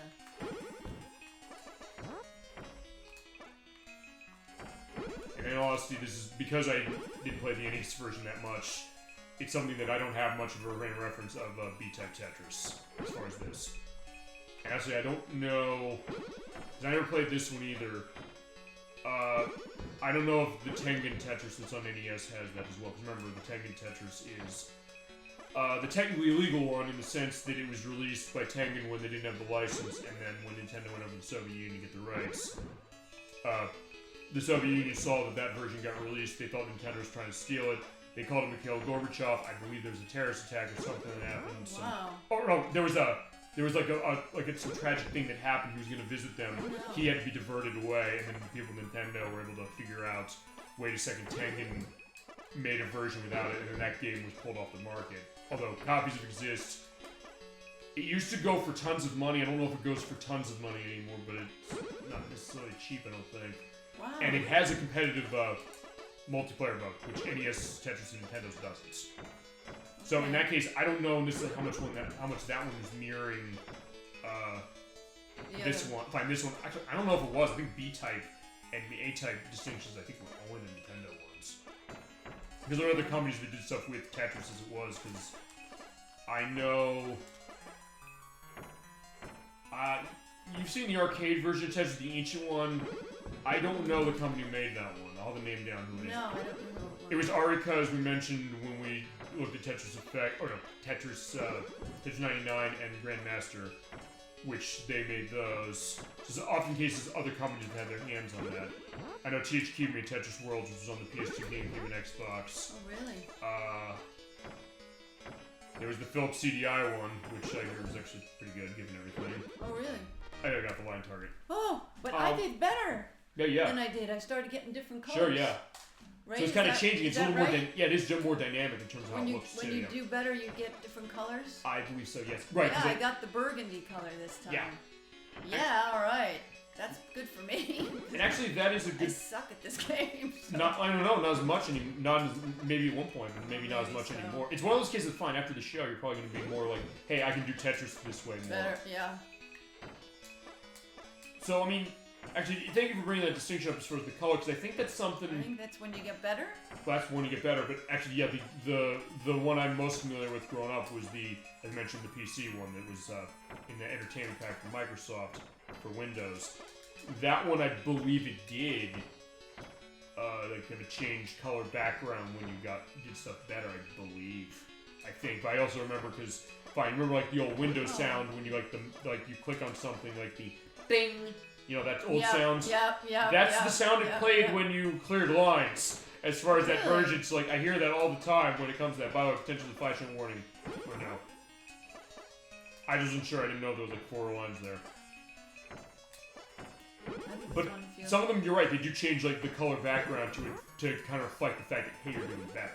Yeah. Or fine, like with Tetris Effect, we showed that. Of what we showed to start with that one, it's adding more effects. Like, hey, it starts like you're in like the field, like in the west, and then the horses come in. As far as that. Yeah. Or like when you're in like the things we saw with the leaves, the idea like, hey, you know, the wind starts picking up or it starts doing like the rain effect or something like that. So the idea like that perspective would kind of give you a sense of, oh wow, you're making progress, and kind of just from, as you mentioned, from just a visual perspective, noticing that, like, yeah, I think I'm getting better, and you realize, oh yeah, you are, because the game is then reflecting that visually. It's also really nice to see that. It's very satisfying too, you know? Yippity doodle. I guess a case of thing like, hey, you know, reflecting like, hey, now, I'm really as getting I'm better. messing up. But still close, look at that. Not too far of a distance between us that way. Alright. Huh. I do have the regal perspective of this, again, going as far as this music, but also just as far as this. Now, why did that happen? I was trying to not have that happen, but okay. At some point, I guess I gotta figure out what other Tetris games you show that also haven't been asked for. Actually, I would be curious to see what you think on Magical Tetris Challenge, mentioned off screen, the one from Capcom. Where like, you have like, also fine, that's also the case you have these weird Tetris pieces, look at these things, they're like oblong as far as some of the things, you're probably looking, it's like, what the fuck are they asking me to do with this, because it looks weird. It's like, how am I supposed to fit that in somewhere? But I know. it's... Some of this is But that it is way. interesting, but it is kind of interesting, you just twist the perspective of it around.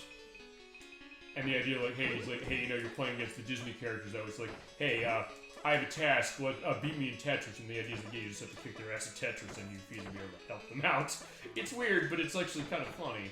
And it's amazing music, oh my god. Although, fine, a different pace of music too, because that's kind of more... I'm gonna get nailed, I can just tell because I have not been doing well here. Yeah, not as much in my case either. Yeah, the music in that one is like house music, like in the 90s. It actually sounds really cool.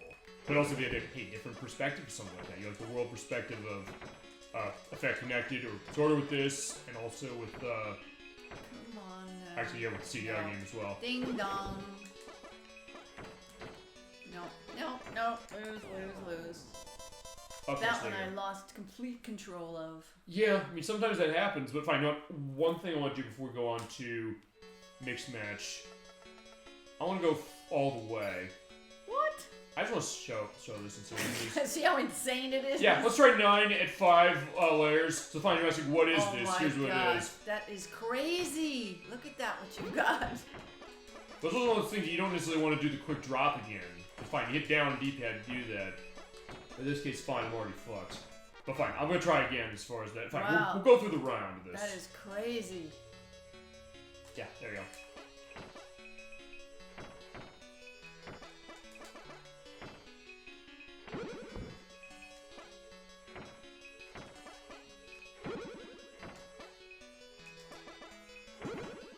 And this is going to be more just of I want to see how I do just on the back of this idea.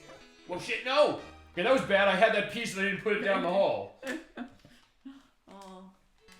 Okay, fine. Now I'm starting with one of those. Like, oh, shit, I did it again! Not easily done. Trust me.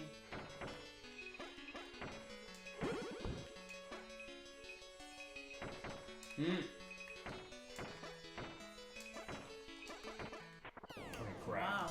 Okay, you won that one, clearly. That is way too fast. You gotta. I was trying to see, like, what was that going to be like? That was insane. Let's just say that was just No wild question. and wild. Indeed it is. Okay, so, Okay. next up, well, Mixed. we'll do Mixed Match now, or do you want, fine, Yeah. fine, we'll do that, we'll come back to Dr. Mario and I'll show up 20. We'll finish on Dr. Mario. Mixed match. Okay, let's talk Mixed Match. This is something that's unique to this version. Yeah. It has you run through, Tetris and Dr. Mario, or I'll tell you what it's also like. I mentioned this to you off screen. If you're familiar with the Nintendo World Championships from 1990, what happened for that is they had this competition, and they had these cartridges that went along with it for it, which actually, if you find these cartridges, they go for a lot of money, although they've been reproduction, so fine. Question of legality of that was like, fine, you want to pay like 50 for a repro, or you want to pay 1,000 for a cartridge of that. Like, yeah, fine. The repro, it actually does have Tetris in it, because what it was is that you have challenges that's over like a time limit of Super Mario Brothers, where you have to get a bunch of coins in that. Then you play Rad Racer, which is a racing game of squares that was on NES. And then Tetris, which I believe it is. It might be B mode. I think it's B mode. If not B mode, I'll say down here, no, it's A mode. But the idea is that you kind of go through based on how, after time limit, you have your score going on that way. We're pointing out you can only play this game with 2 players in the sense that if you play this one player, even if you don't have the controller plugged in, it'll have just have the second player just continuously going without anything going. But for this, where it shows a bit differently, I'm also going to show... Because here's the weird thing, for the music, we have to go into like start game like we did, otherwise you can't select the music. But there's more options to show in the options menu. Let's show both of these. We're going to do this based on... How do you want to do this? You want to start on easy, medium, hard for this one?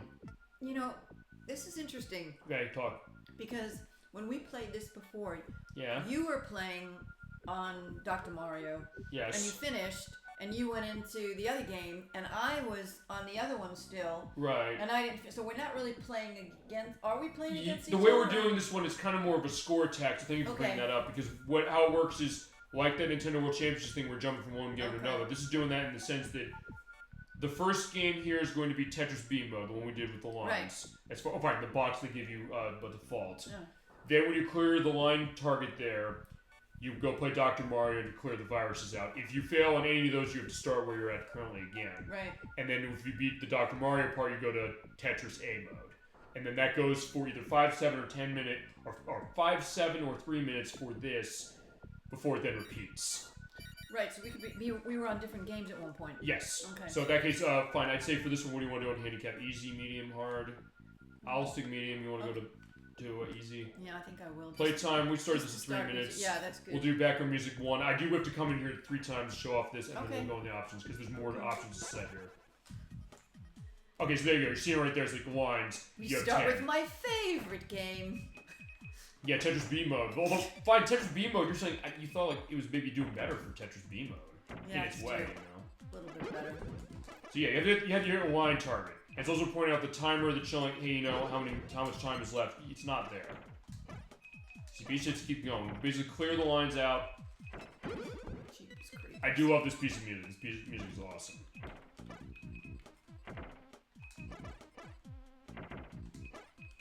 I'm also not getting a long piece, so you need to get over there.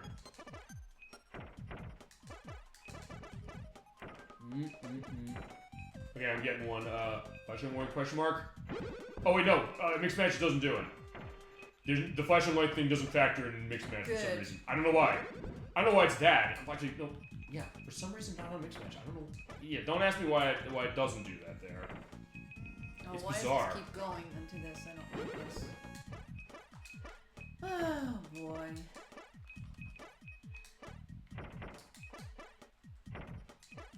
Oh no, I need to go that way. So those things like feasible, it's like, no, I don't know if I want to clear the line that way. Okay, there we go. So I hit the line target as Dog was saying. I got to clear on that one. And at that point, it then transitions very nicely into Dr. Mario, like this. Of course, I'm still going, so I still... Yeah, but you have only 4 lines left to do, so as soon as you get those 4 lines out of the way, you get to play Dr. Mario again. Okay.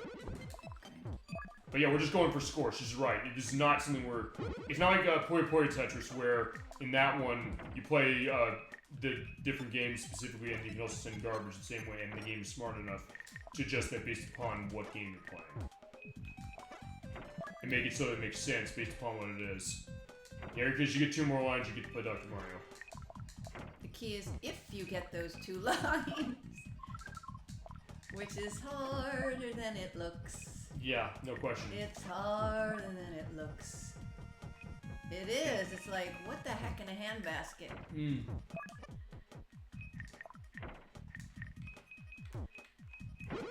Yes, one more. Oh boy. Oh, come on now. This is what I really liked. this one. I'm fine. We'll go back to Dr. Mario as it is just because, yeah, fine, it's fun. I'm not gonna do it.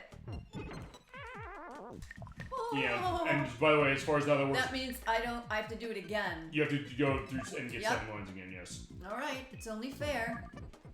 But also, that's why I said this in 3 minutes, so feasibly it's not going to be a case of it.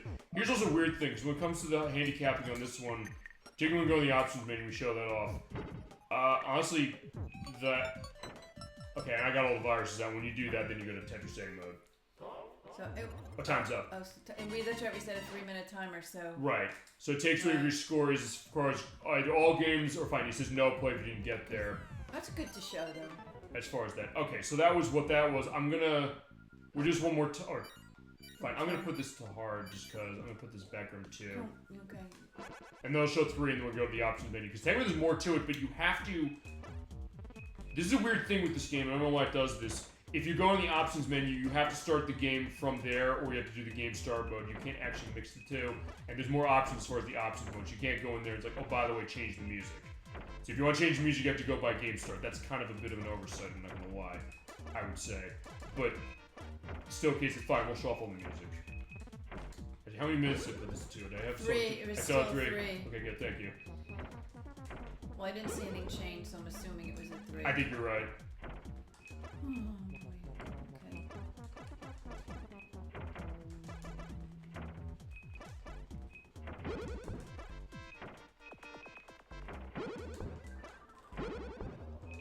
But also, based on your difficulty, you do have to get more or fewer lines as far as the Tetris portion, or for that matter, the Dr. Mario portion.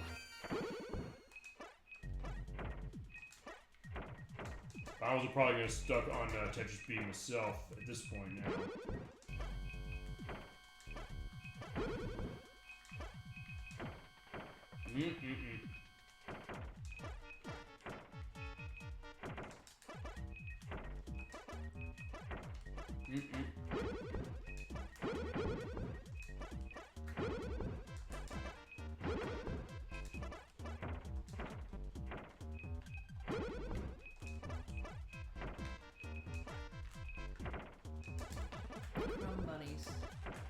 Okay, somehow I got that. I don't know how. I thought it was like, yeah, I'm just screwed, but apparently not. Okay, so I've got to keep going now. Dang, I'm probably not going to get past this, because if we run out of 3 minutes, you already hear that time's up as far as that, so you definitely something from this. Also, when we set the options stuff up, that's probably going to be a case we're going to be seeing it more consistently. I think at that point, if we do the 3 for this one, we'll do like one. I'm not going to make it, I know that. Again? Oh, see? So I have to start all over, right? When we were practicing, I got to the next game. Although, fine, to be fair, is the difficulties on this, as I said, it's weird. We'll show that off when we get to the options. I don't know why they do it that way, but that being said, you can kind of adjust it more, although, honestly, based upon that greater adjustment, we were saying, like, hey, you know, you can even the playing field. Honestly, with this one, it actually makes it unfair, because of the way that if you, like, set it so you don't have to clear as many lines to get to the Dr. Mario part, say, it doesn't give you much opportunity to get scoring going on. So feasibly, you're judged at the end based on score. Whoever's the highest score wins. But it's a case of, fine, technically, having it at a higher case gives you more of an advantage, as opposed to less of one. And what is it? When we get to the options menu perspective, that'll make a little more sense. Oh, I see. Oh, time up. Time up. Oh, my God. All right. Again, I didn't get to the... Yeah, no play. I did better, though. Okay, so fine, we'll try one more time, and then we'll do the thing with the option. But then, fine, we still have 3 minutes, let's do background 3. Actually, because I've never heard background 3 or 2. And then we'll go to the other one at that point, that'll be that way.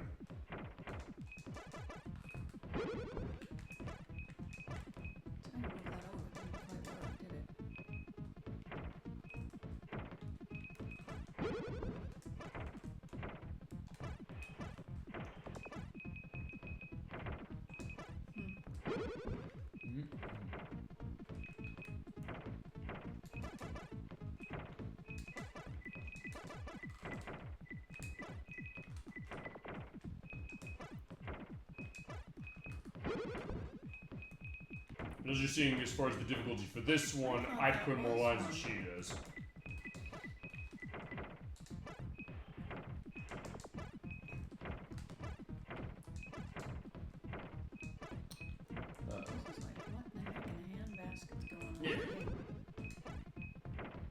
No, I don't want to put that there because I need a line to clear out.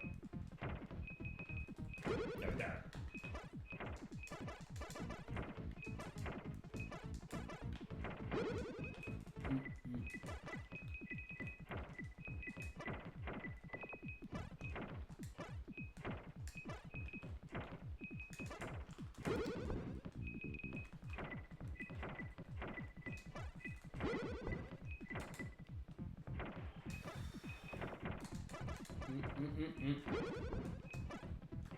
No, I'm not gonna make it. I know that. Okay. No. There's one. So you get to go into Dr. Mario? Yeah, barely. Barely. Again, it's barely. Yeah, me too. I'm barely gonna get anything here.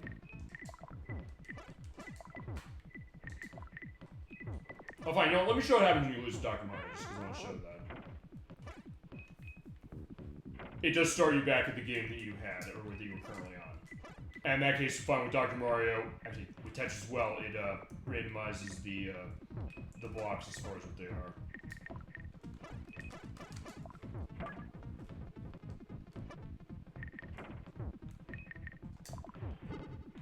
I was like, no, I was like, wait a second, yeah, I almost okay, I'm not forgetting how to play Dr. Mario, it's just it's fine. We do Tetris for a while, I was like, wait a second, hold on.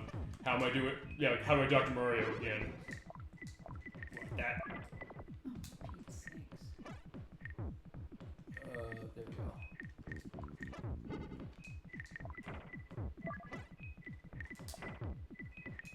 Oh shit.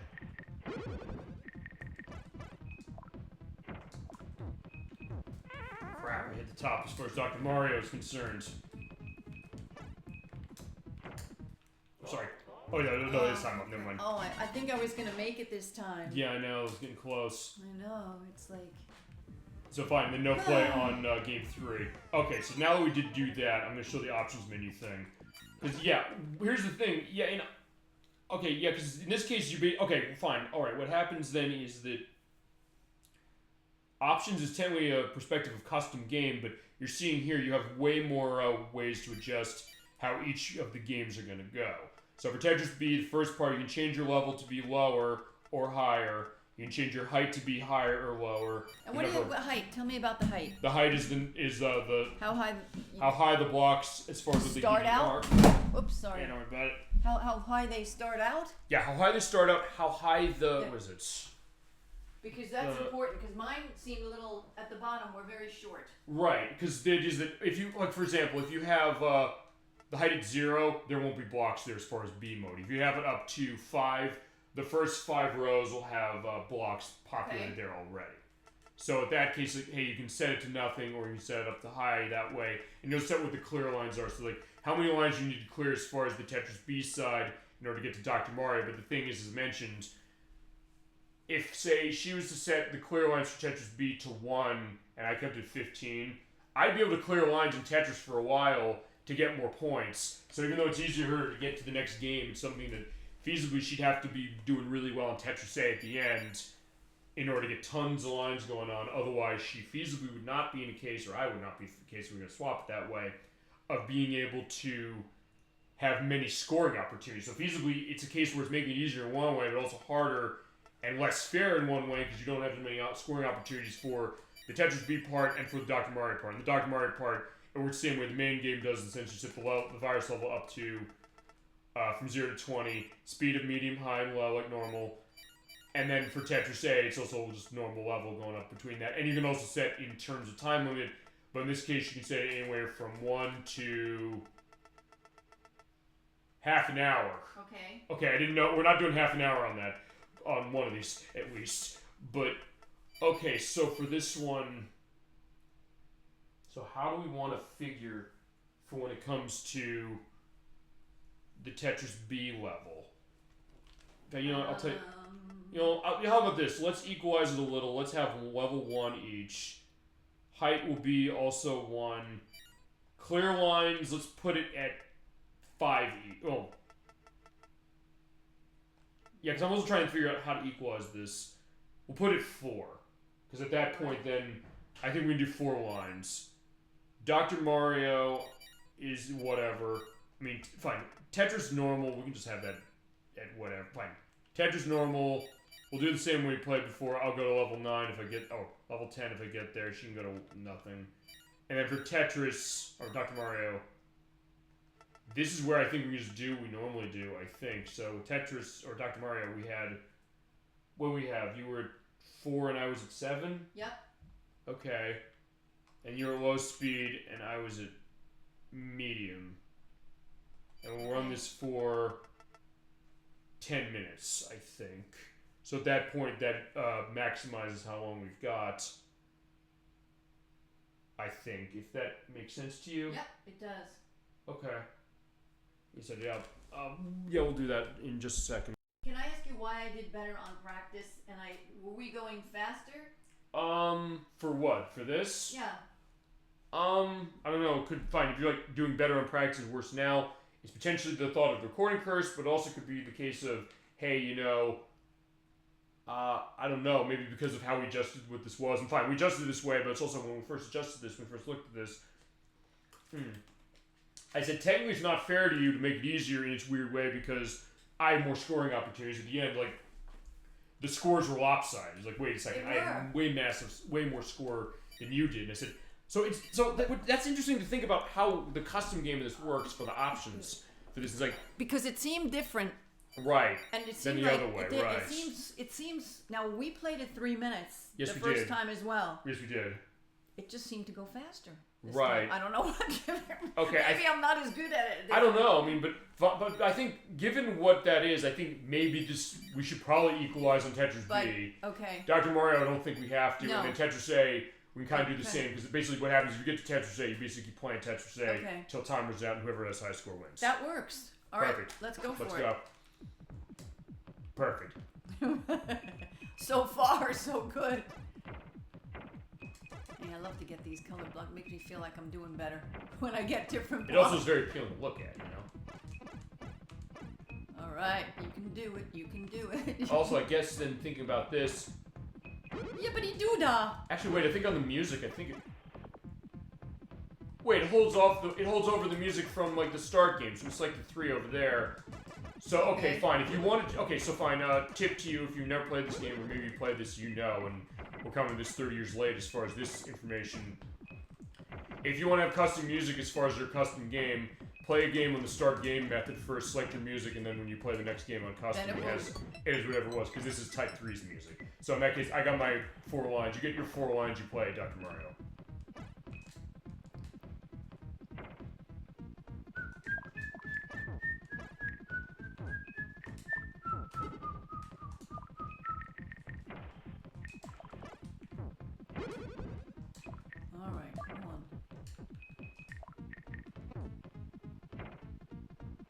Next is going to be 2 cases that, in that case, just flips out. I'm trying to think that maybe this will... Nope, it's not going anywhere. I thought it was. Aha, that's just what... Oh no, that's just what I needed, but I needed it somewhere else. I'm not going to be putting that there because I'm waiting for another one of those. I was thinking as far as what was it, Super Mario Advance when Toad says, just what I need! Yeah, it's that thing. Or then fine, I find Joe96 going back to him was like, no, right, because he was playing, one of my coworkers was playing Mario and Luigi Brothers Ship, which came out a month ago. We realized Birdo's in this game, and Birdo showed up, and then he just drolly said, this is as far as you go. It's like, just like Birdo did in that game, it's like, that was amazing. So okay, yay, I got into it, alright. Yeah, you did it. Alright. Or find Nikki's case, you did it. So it's like, yeah, in this case you did it, and now like it's Dr. Mario time. So there you go. You had to work to come back to this game specifically. It was like, okay, fine, here we are. And then basically what happens is at the end of this one, when you get all your viruses set, you will go to Tetris A. And then that goes that way. Although if you do fail this one, you start this again. It doesn't take you back to do Tetris B mode. That would be mean if they did, but this game does not do that.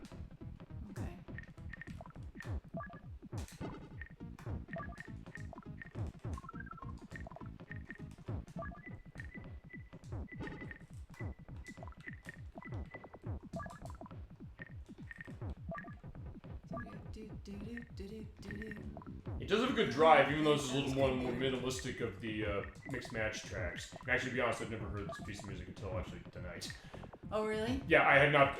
Fine, I played the mixed match, but I kind of just took the music as it was. And also maybe because of that custom game perspective we discussed, that's something at first I said, wait a second, I just went with what A was. I said, fine, we're going to show this off like we did when we played Tetris 2 and Dr. Mario and Tetris itself for this night. I said, well, it's not all the music. We're going to show it all off.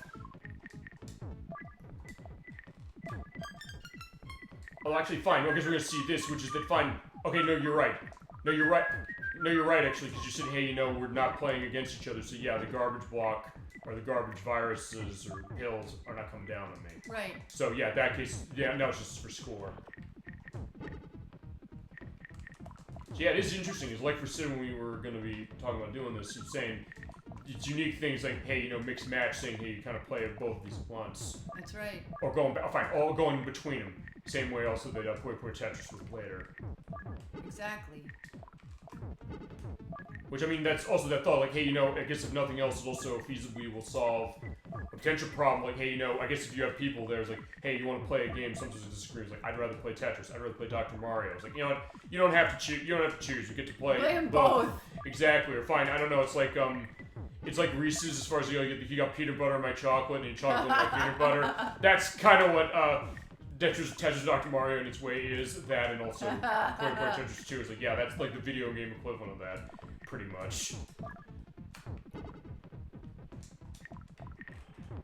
Actually, fine, and Tetris Forever has a mode like that, which is, well, fine, that's also a classic game compilation, so different versions of Tetris, and fine, Welters now, which is something totally different, but also that... Oh, you got it. Okay, so you're at the next level, so you get to do Tetris A before I get to it. Oh, well, this will take forever. But this is the end of it, so in this case, yeah, you got to the last game. This is the end of the innocence. That's a good song, too. I was also thinking the end from Doors. Well, both of those in the list, by the way, as far as YouTube video indications of those.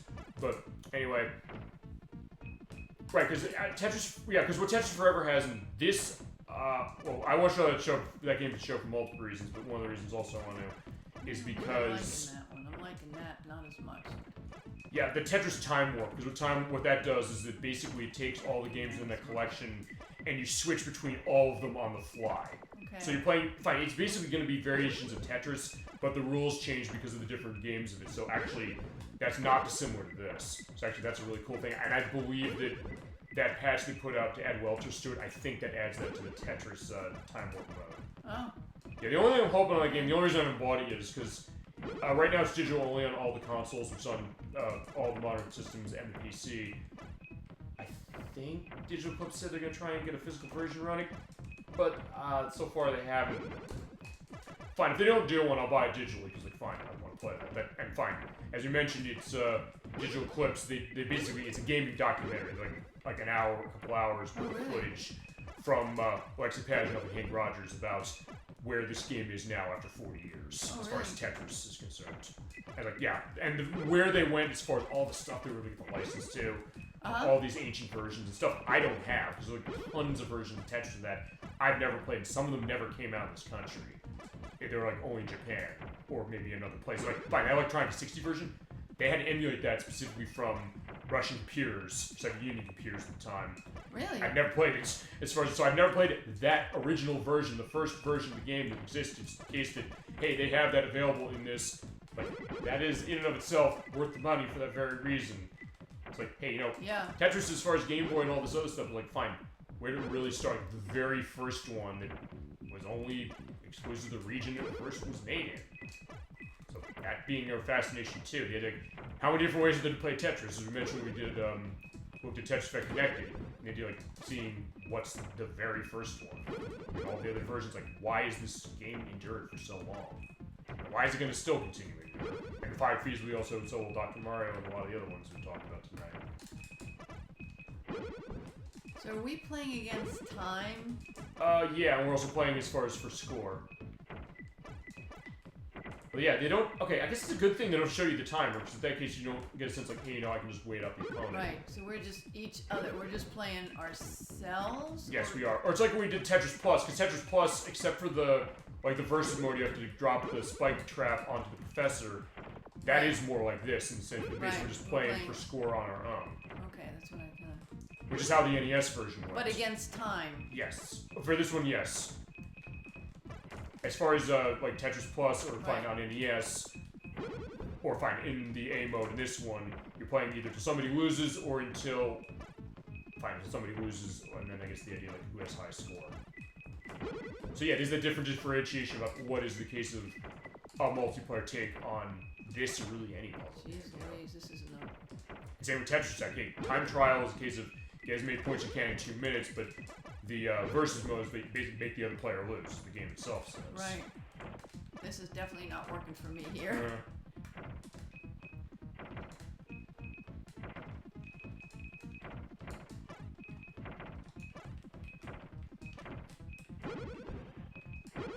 Alright, that's not going to do much for me, but plug that in.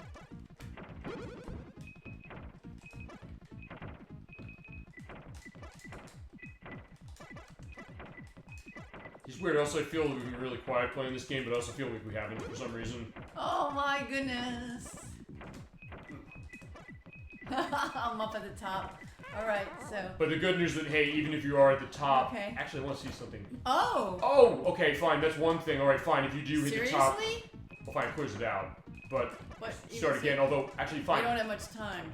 Well, fine. You don't have much time, but also, fine. It wipes your score out. Actually... Oh, okay. Oh, okay. So, fine. It wipes your score out. So, fine. That's also the penalty you get. Okay. Which is fine. I have like 20,000. I'm now at 0. I was doing really well. I was doing the best I did before. So was I, and I hit the top, and then like all that score went away. And fine, when time was up, then whatever score we have would be applied. Okay, I get it now. That's fair enough.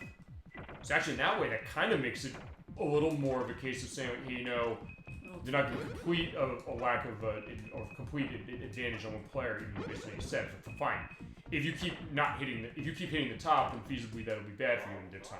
Oh, time. All right. Oh, see, I did so much better that last time. But and to just take our high score, there we go. But look, I did pretty good game 1. We both did, actually. Yeah, we were pretty close on game 1. Wow, that was better. Yeah. Now, how much time was that? That was 10 minutes. Okay, you can go up to half an hour. I think 10 minutes was good. 10 minutes, I think, is probably the best way to go. It is the best way to go. I agree with you. Okay. I think for this, I think we're almost actually, in a weird way, I think maybe almost in the case of being almost done with this. Although I think, let's go back to Dr. Mario, because it's fine. We're liking Dr. Mario, and also because I want to show up going to level 20, and I want to... Oh, okay. I'm not going to go... I want to go to 3, though. You want to go... Okay, you want to go 3 as far as the virus level?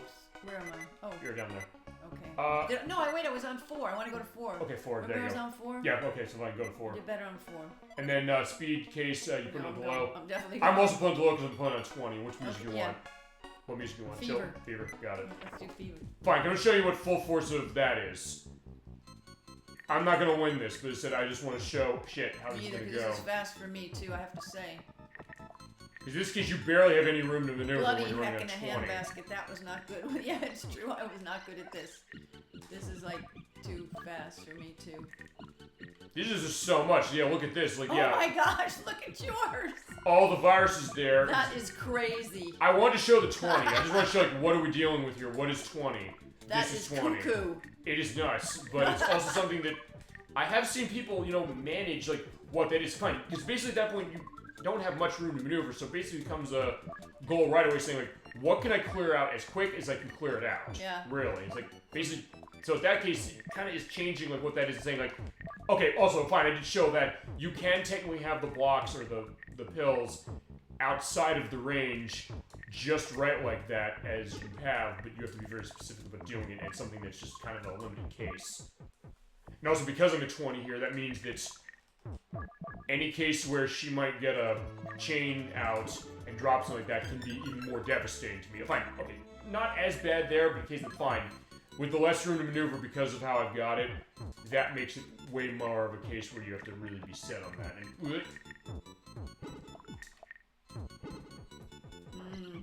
that was not a good plan and a half.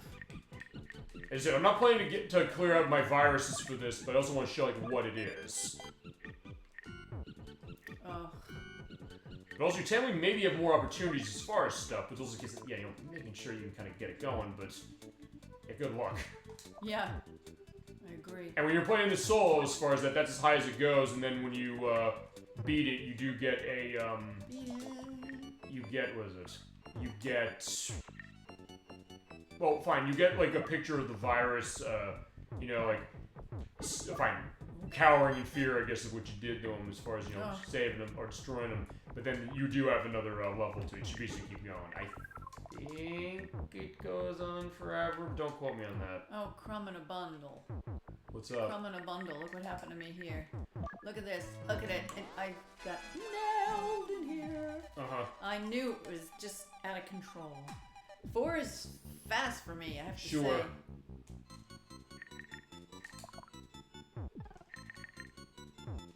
You really have to think fast. Right.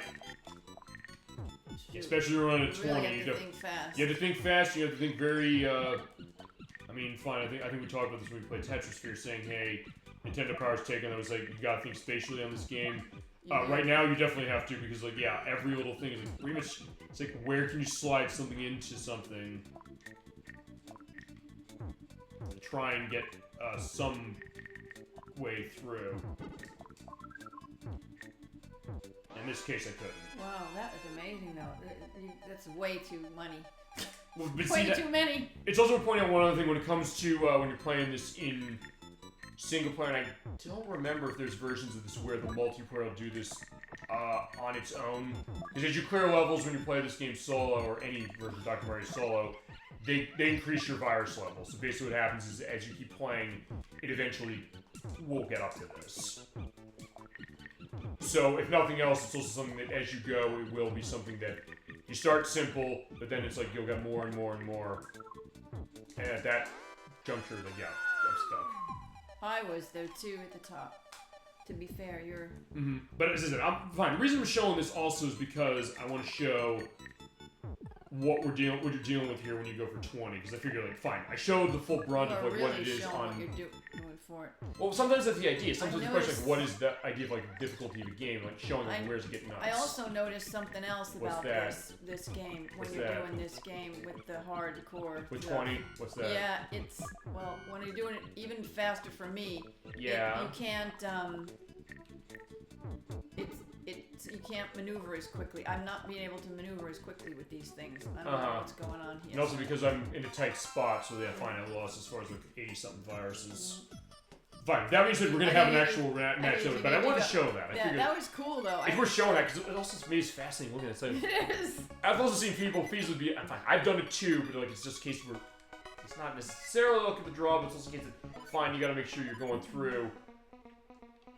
And yeah, is that where we want to go? You want to go to 4 and 7? I think I gotta go to 3. So I have to go back to 3. Let's do chill. I'm having trouble right now.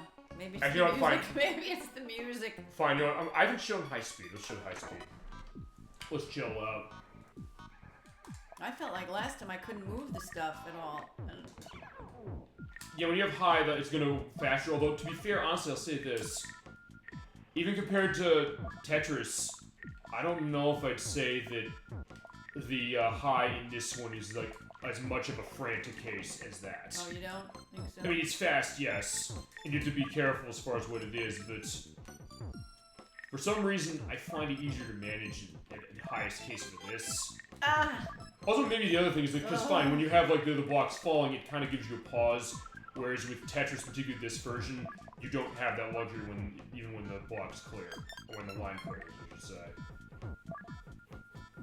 But even when you have like the garbage coming down, you still have a little bit of time to breathe. So even when you have the way the blocks are going faster, right?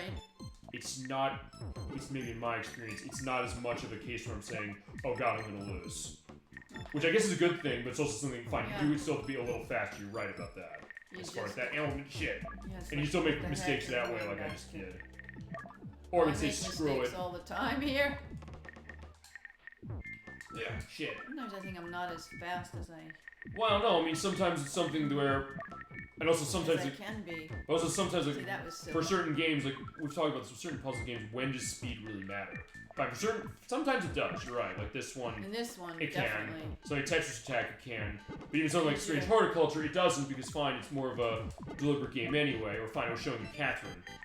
It's fine. As far as like the main stuff in Catherine, that is on a time, but even then you have the Rapunzel mode, where that's not on time, it's based on movement. So in that case, you can kind of take your time to sit there and think about it. See, I tried to move that one in there, it didn't actually work. Wow, well, I did that. Sure. It's much better than nothing. See, I don't need that one, so I just want to get rid of that one. I don't want to do that there, because that's just going to do that, so I don't want that. Oh, no shit. Where I put the bone? It's okay. It's fine. Now, since I have that all the way at the top, what do? Usually the way to do that then is... Oh, wrong. Okay, fine. I can do this. I can go from... I'm going to try to get I can that go in there. horizontally, more or less. Oh no, I didn't mean to put it there, but... Oh, okay, that'll work. So hey, I basically just go off the side and it's like, fine, clear that out of the way.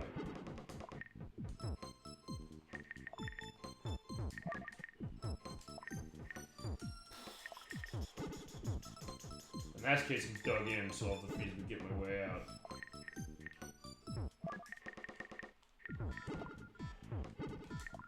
A lot of stuff you don't need to.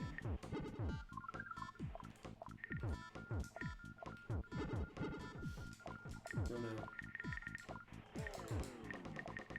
Oh, you got your last virus. I probably could do 4. Basically. I mean, yeah, you don't want to do one more after this thing? As far as then, we'll do one after Yeah, the set and then do 4. 4. I think at that point, I think we've Okay. basically done the most of this as far Yeah. as this. I mean, I didn't think it was going to be that long show anyway. Fine, next week's going to be a little longer, but Ooh. nothing much. Cool. Get in there, get in there, get in there. I like the sneaking them in sideways. That's great. Those are good ones. That's satisfying to do because it's one of those things that I kind of had to get used to how to do that because sometimes it's like, hey, you're just focusing on it vertically, but also then you realize, wait a second, Sneak I kind it of clear in. through. I know, I love that. And it's satisfying to take it out that way. It Also because is. it's fine when it's too up too high. You have that as a way to kind of get your way out. Yeah, it's good when you can do that. Well, now I can't use this right now. And I can't really sneak it in. I can sneak it in there, I guess. Sneak it in here.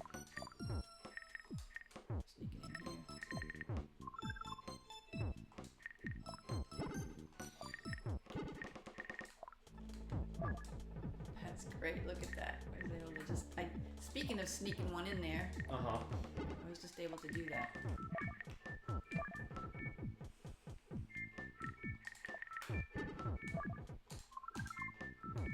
I need this. Yeah, that wasn't right. It's like, yeah, I didn't put it down right there. Oh, I didn't do that either. Blech. Alright. Shit, no. Grab at the top. I did one that I liked, that one where you sneak it in there. That's good that way. Yeah. And fine, it is also very effective. And sometimes it's also the case that, hey, if you, because I guess, if nothing else, one of the other things I'm thinking is that when it comes to clearing out viruses, because fine, since it is first to clear all your viruses on screen wins, if you can feasibly clear out multiple ones at once, taking a method like that to get rid of 2 instead of 1 if you can do it, or when you can do it, it'll behoove you to try and do that if you can and when you can. Yeah. Shit. Okay, no, I was okay. I was like, wait, was I ruined by that? But I guess not. Oh no.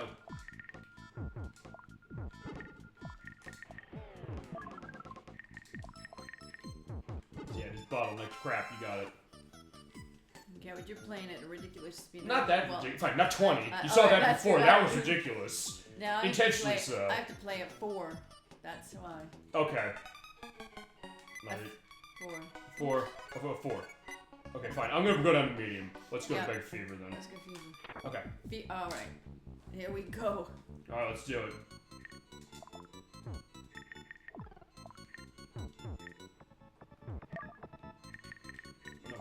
It's like, wait, hold on, where's blue? And fine, that's also what a game like this can also do, is like, you just say a line like that, and under no circumstances, people are like, what are you talking about? But then someone's played this game before, it's like, oh, yeah, I get it. It's here that they know.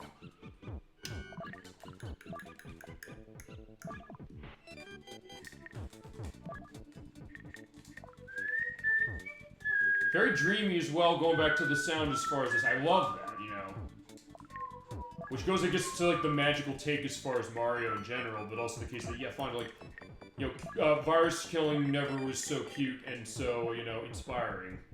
This case, like, yeah, fine, I guess it's inspiring in one way if you're able to kind of figure that as far as a real life case, but also think of, you know, in a game, so like, what is this going to sound like? Actually, because I know we mentioned when we played Mr. Driller, the idea that, hey, you know, how did they come up with that music as far as, like, what was the style of that? They just said, do what you want as far as this, after he came back and said, right. It sounds like some traditional.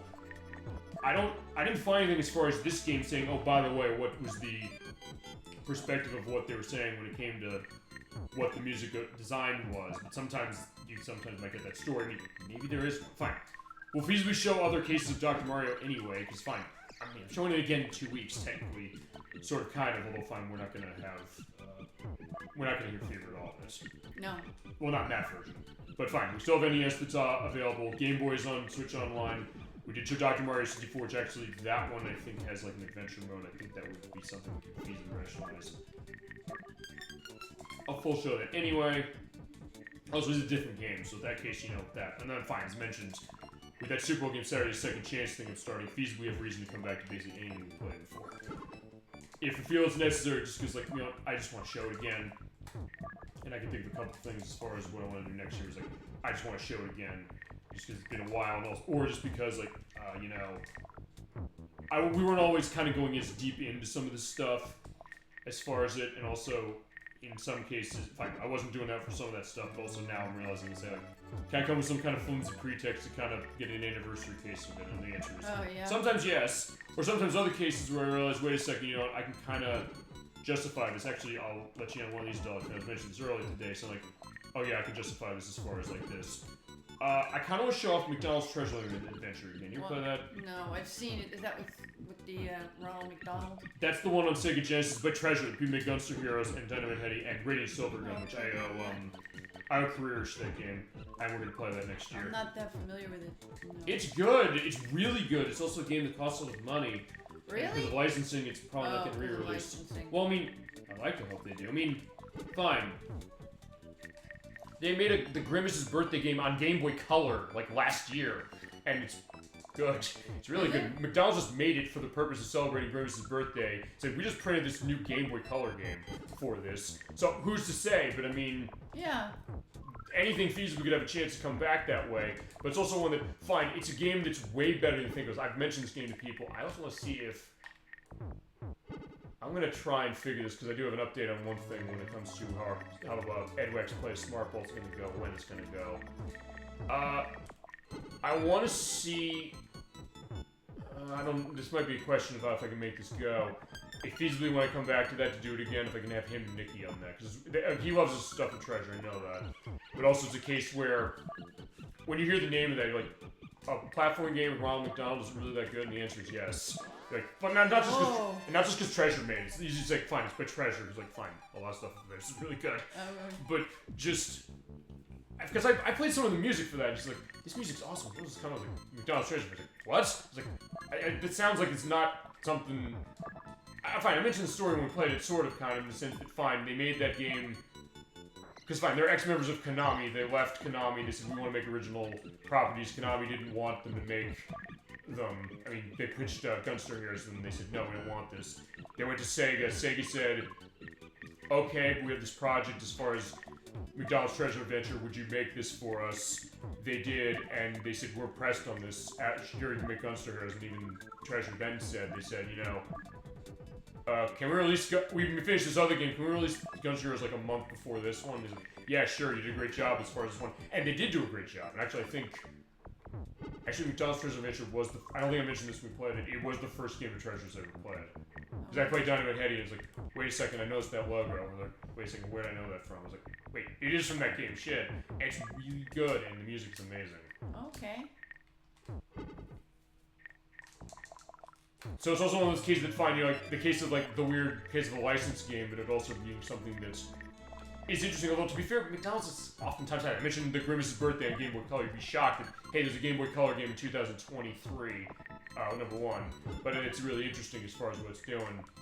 But also, I know Virgin Interactive had a license for that. They had MC Kids. They had Mickey Mac and Global Gladiators, which was actually by Shiny. The people who made Earthworm Jim and Aladdin for Sega Genesis. Cool spot. And then there's that one that's by Treasure. So it's like, okay. The idea that, hey, feasibly a game that did they necessarily have to have that much of a character, but they did, and like it turned into something really cool.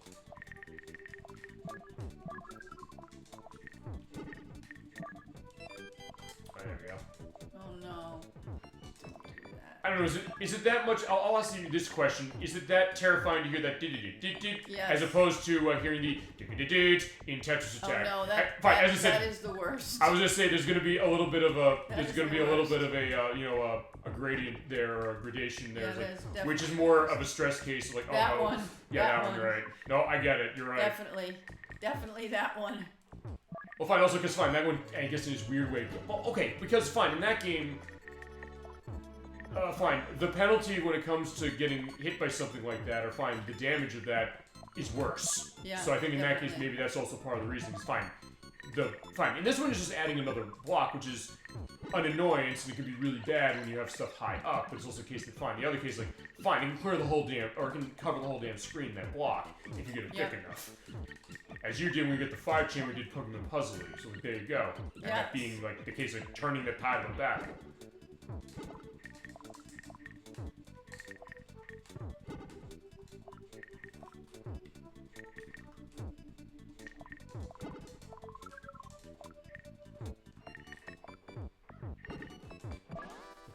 Oh wow, that was good. It was getting close though. It was. I had that one that was stuck. It was stuck in a...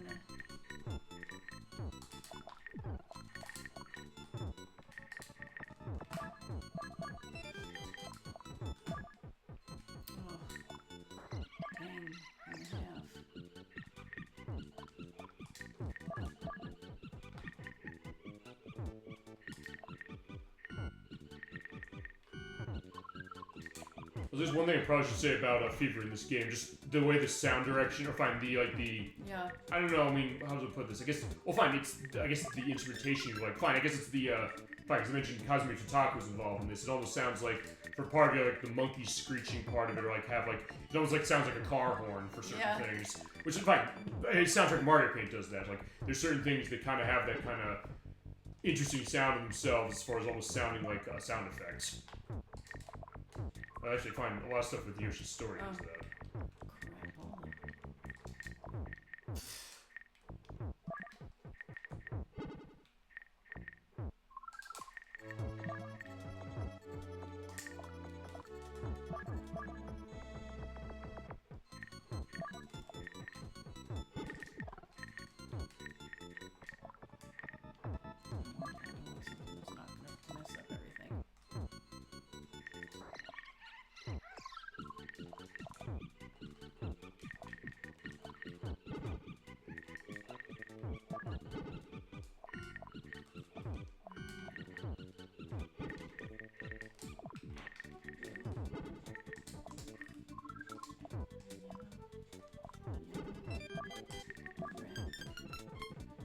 Oh, we both did one basically at the same time. Okay.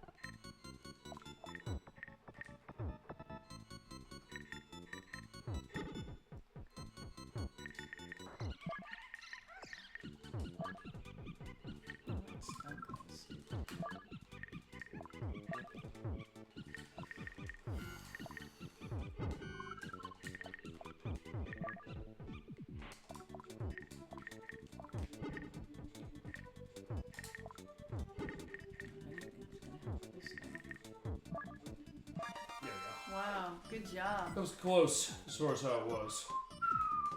Okay. Yeah, it's good stuff.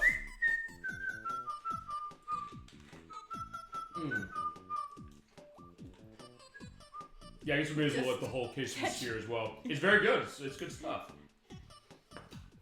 I don't know, do you want to do another one, or it's like, hey, we're in good shape? It's your choice. One more? Just one more. No, you got exactly one more game. That's the One idea. more game. That's the idea as far as a case of this. That being said, I'll put myself up a little bit. All right. As far as that. All right, I'll do my. I'm gonna keep 4. I'm Okay. gonna keep on. All right, here we go. Keep it on. So fine, let's go 8. We're going 4 that way. Yep. Fever, chill. What you want to do? Chill. Chill. We're gonna chill out as far as last Chill. case of the Last game. All right. There you go. And fine, we can definitely come back to other cases of this in as well at some point. It was like, yeah, there you go. I think a good case as far as our play of Tetris Dr. Mario. You know, and also, of course, we'll do what we always do, which is we go in final thoughts, which Jonathan will be on you first, as far as that when we get there, but also schedule. Because there's some change in schedule now, we'll go into those bits. Fine, not just changes, yes, but also cases where I've a lot of stuff has been solidified. Yeah, because we're coming to the end of the year. We have only one more show for this year. I can't believe it. Can't believe it either. Here we are now. Yeah, I know. Crikey. It's incredible. Yeah. All right, keep going. All right, I'm gonna put you down here and just switch you around. Switch you around. All right. I also do love that as far as like the kind of the sound, like the do sounds like, yes, like something's fallen, but it's also very appealing too, you know.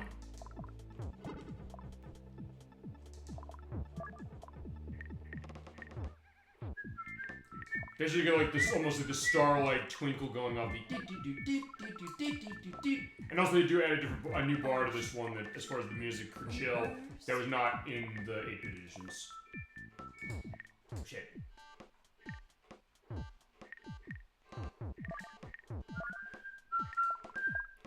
There we go. We're going down there.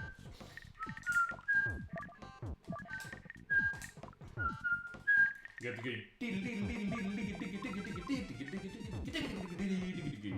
just get stuff. There you go. Alright, we're gonna blow on that one. That's gonna be bad.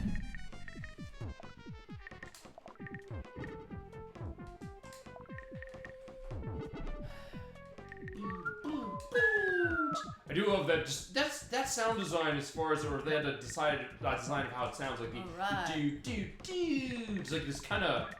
I just like that flourish. It just sounds so. It sounds so unique, even against other puzzle games. I don't know why it's that appealing. It was like, yeah, it's just nice. I don't know. Maybe because it is something you don't necessarily always hear as far as a lot of puzzle games. You find certain cases. Oh, nice. Well, that was a bad move on my part, so I'm going to be struggling here a bit. We'll see. Yeah, she is ahead on viruses, but we'll still have to see what turns out of that. Shit.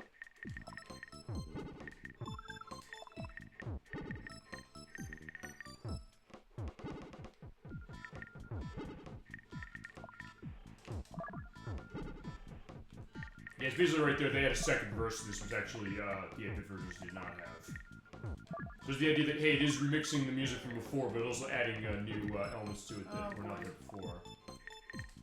Whoa. Work with that, maybe.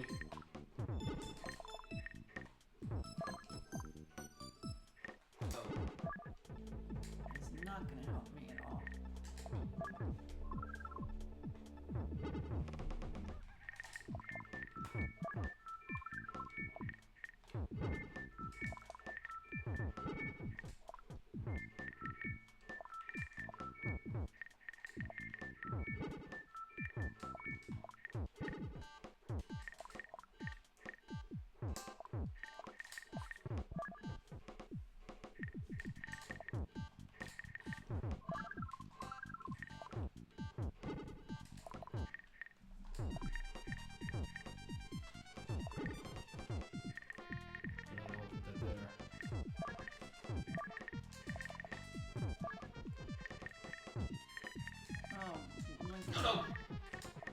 blinking and a half. Winking, blinking and a half. Oh no. I'm busted. Busted. Busted. That was close. Darn. Okay. Yeah, we neither of us are giving this one up without a fight, I don't think. No. This is gonna be tricky to get some too.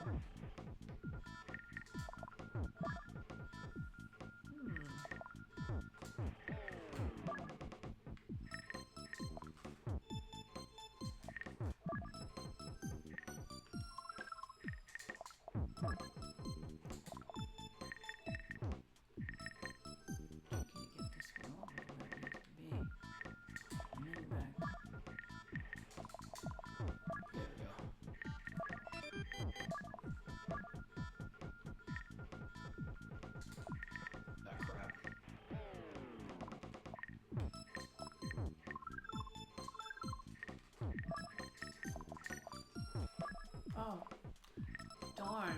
The wrong way round. Oh, that was bad. I had it pretty much going good here. And then I had messed that up.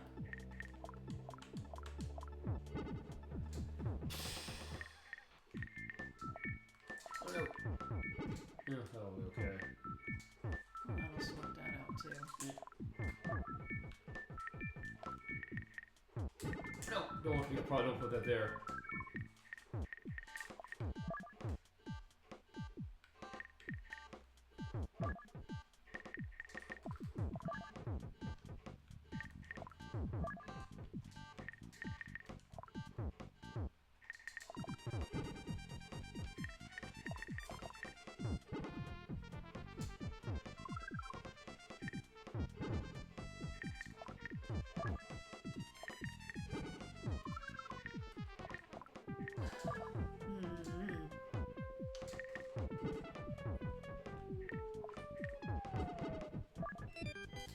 Yuck.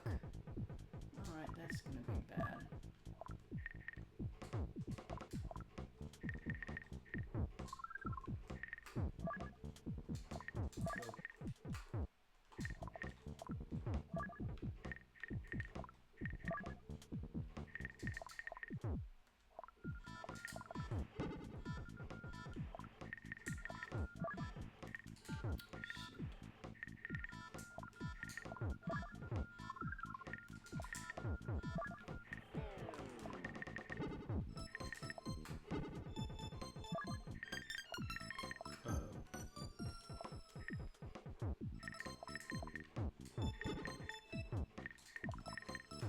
Oh, for Pete's sakes.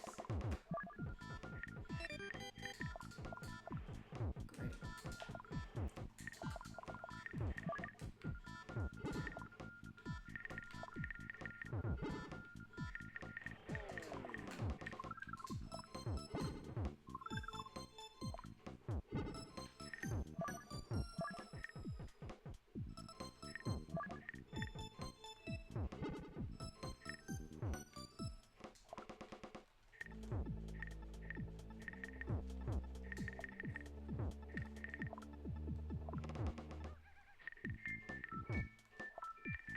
No, control the other one.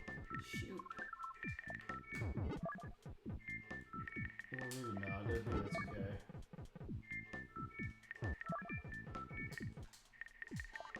Yeah, that's okay. Never mind. Oh, wow. Good for you. Alright. Oh. Come on, Wendy. You can do better than this.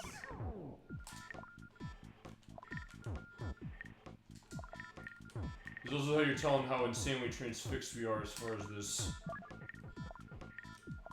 But no, that was just capturing that's probably a good case in this game as well.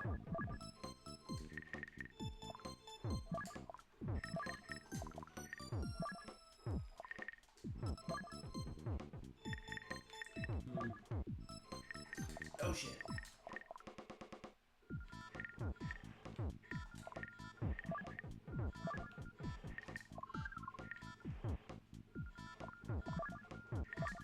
Shit, no. Crap at the top. Oh.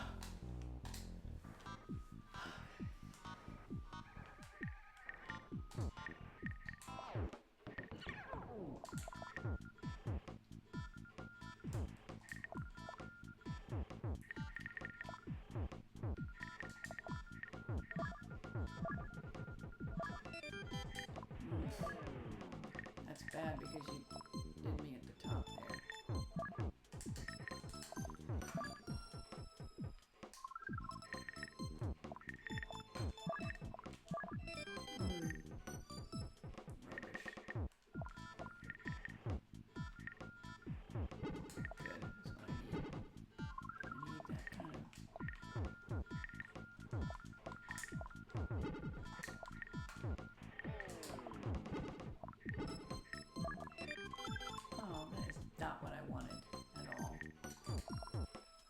It's weird, I almost forget we're recording even though I know damn well we are.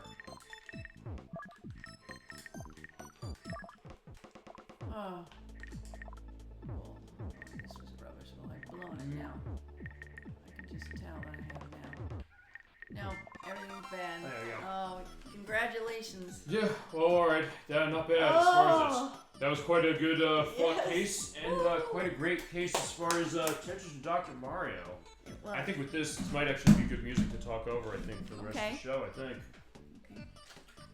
Okay, so Dolly Finn, final thoughts on Tetris and Dr. Mario. The floor is yours. Push yourself. Go up one level because it makes you better. Because I definitely think I got better tonight on Tetris. Yeah, what do you think as far as the game? Anything you want to say as far as people? Final sell? Anything you want to do? Although, fine, we should probably just do this game again, because why not?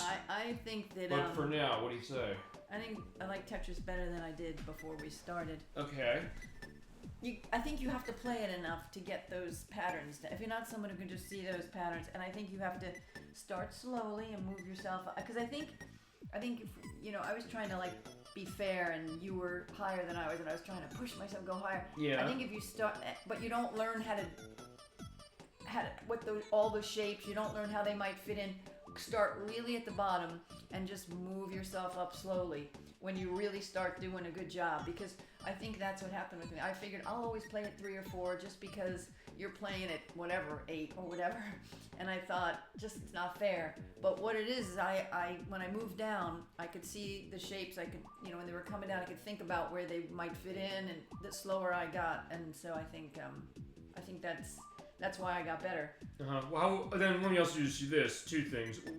What do you say as far as that with Dr. Marcus? Was that your case when you first played that? That was 4. Yeah, I was playing at 1. As far as that one, and then along with now Tetris as far as that. See, now I can play at 4 now. I'm just probably tired from it, but... Well, mainly I am too, weirdly enough. But you were up at 8, and I think that was better than, you know, being at 1 and 8. But I guess the case that there's, I guess, a growth, that's number one. Also, for that matter, the one thing we didn't show as far as this, I guess the single-player experience of this, since you did a lot of practice as far as the prep for this, what did you notice when you were playing this game solo? That's what I kept doing. I kept moving myself up. Okay. And I found I could do better because I was pushing myself. I wasn't feeling nervous about someone I'm playing against either. Okay. I think it's easier to practice alone and then play with someone. And then when I'm playing with you, I don't look at what you're doing. That's another thing. And it's not like in Tetris where it goes doo-doo where the music scares you and you get really nervous. This doesn't, you're kind of in the group. Do-do-do-do-do-do-do. You know, it's like whatever. Mm-hmm. Yeah, so I think it's better. Okay. I hope also, this is going to be weird. It looks like Twitch is down, but it seems like we're still recording and streaming. Okay, alright. I hope we're not losing this, because like it said trying to connect to chat again. It looks like it's okay. Okay. I don't know, when the internet's okay. Fine, I just noticed that, it's something else. But, yeah, so I mean, as far as the game, what would you say as far as people? Would you recommend this to people? It's fun, yes, I would. You know, it's actually fun. I think for younger kids, the puzzle stuff is really good. Trying to look at shapes, thinking how shapes fit together, and everything else. Yeah, it's really good. It's sort of spatial relations. And what about everybody else? Yeah, sure. Everyone, it's just fun for the. But actually, you know, they talk about all those brain games. Yes. They actually keep you on your toes, but the Tetris one is the one where you're trying to fit it in and how might it work, and so you're really having to think through that. So, because you're not just pressing the button and making them go down anywhere, you're trying to see where you can put them in, and it's basically like, you know, when you're doing that on paper, some of the shapes, things like that, some of those. Okay. Yeah, I'm just getting a sense like, hey, I think we're good. I don't think, for some reason I get the sense... Twitch is down? I don't know if Twitch is down. See, the internet's not down. Fine, it's dropping frames. Hopefully it's not going to screw anything up. We'll see. The end anyway, right? But still, it's like, hey, I don't Yeah. necessarily want to edit out. I don't want to lose shit on this, honestly, because fine, we had a great time doing the show.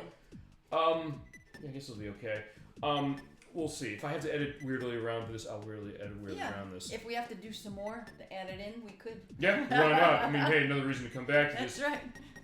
Yeah, it's bizarre. I'm just noticing that. Yeah, fine. I'll assume everything's fine for this for the time being. Fine. We ran this a few times. Doctor and I did this when it came to Mega Man Legends 2. It seems like weird stuff going on, but the recording was not affected. Okay. And fine, it's connecting back to chat again. So like, fine, it's weird, I guess. I don't know.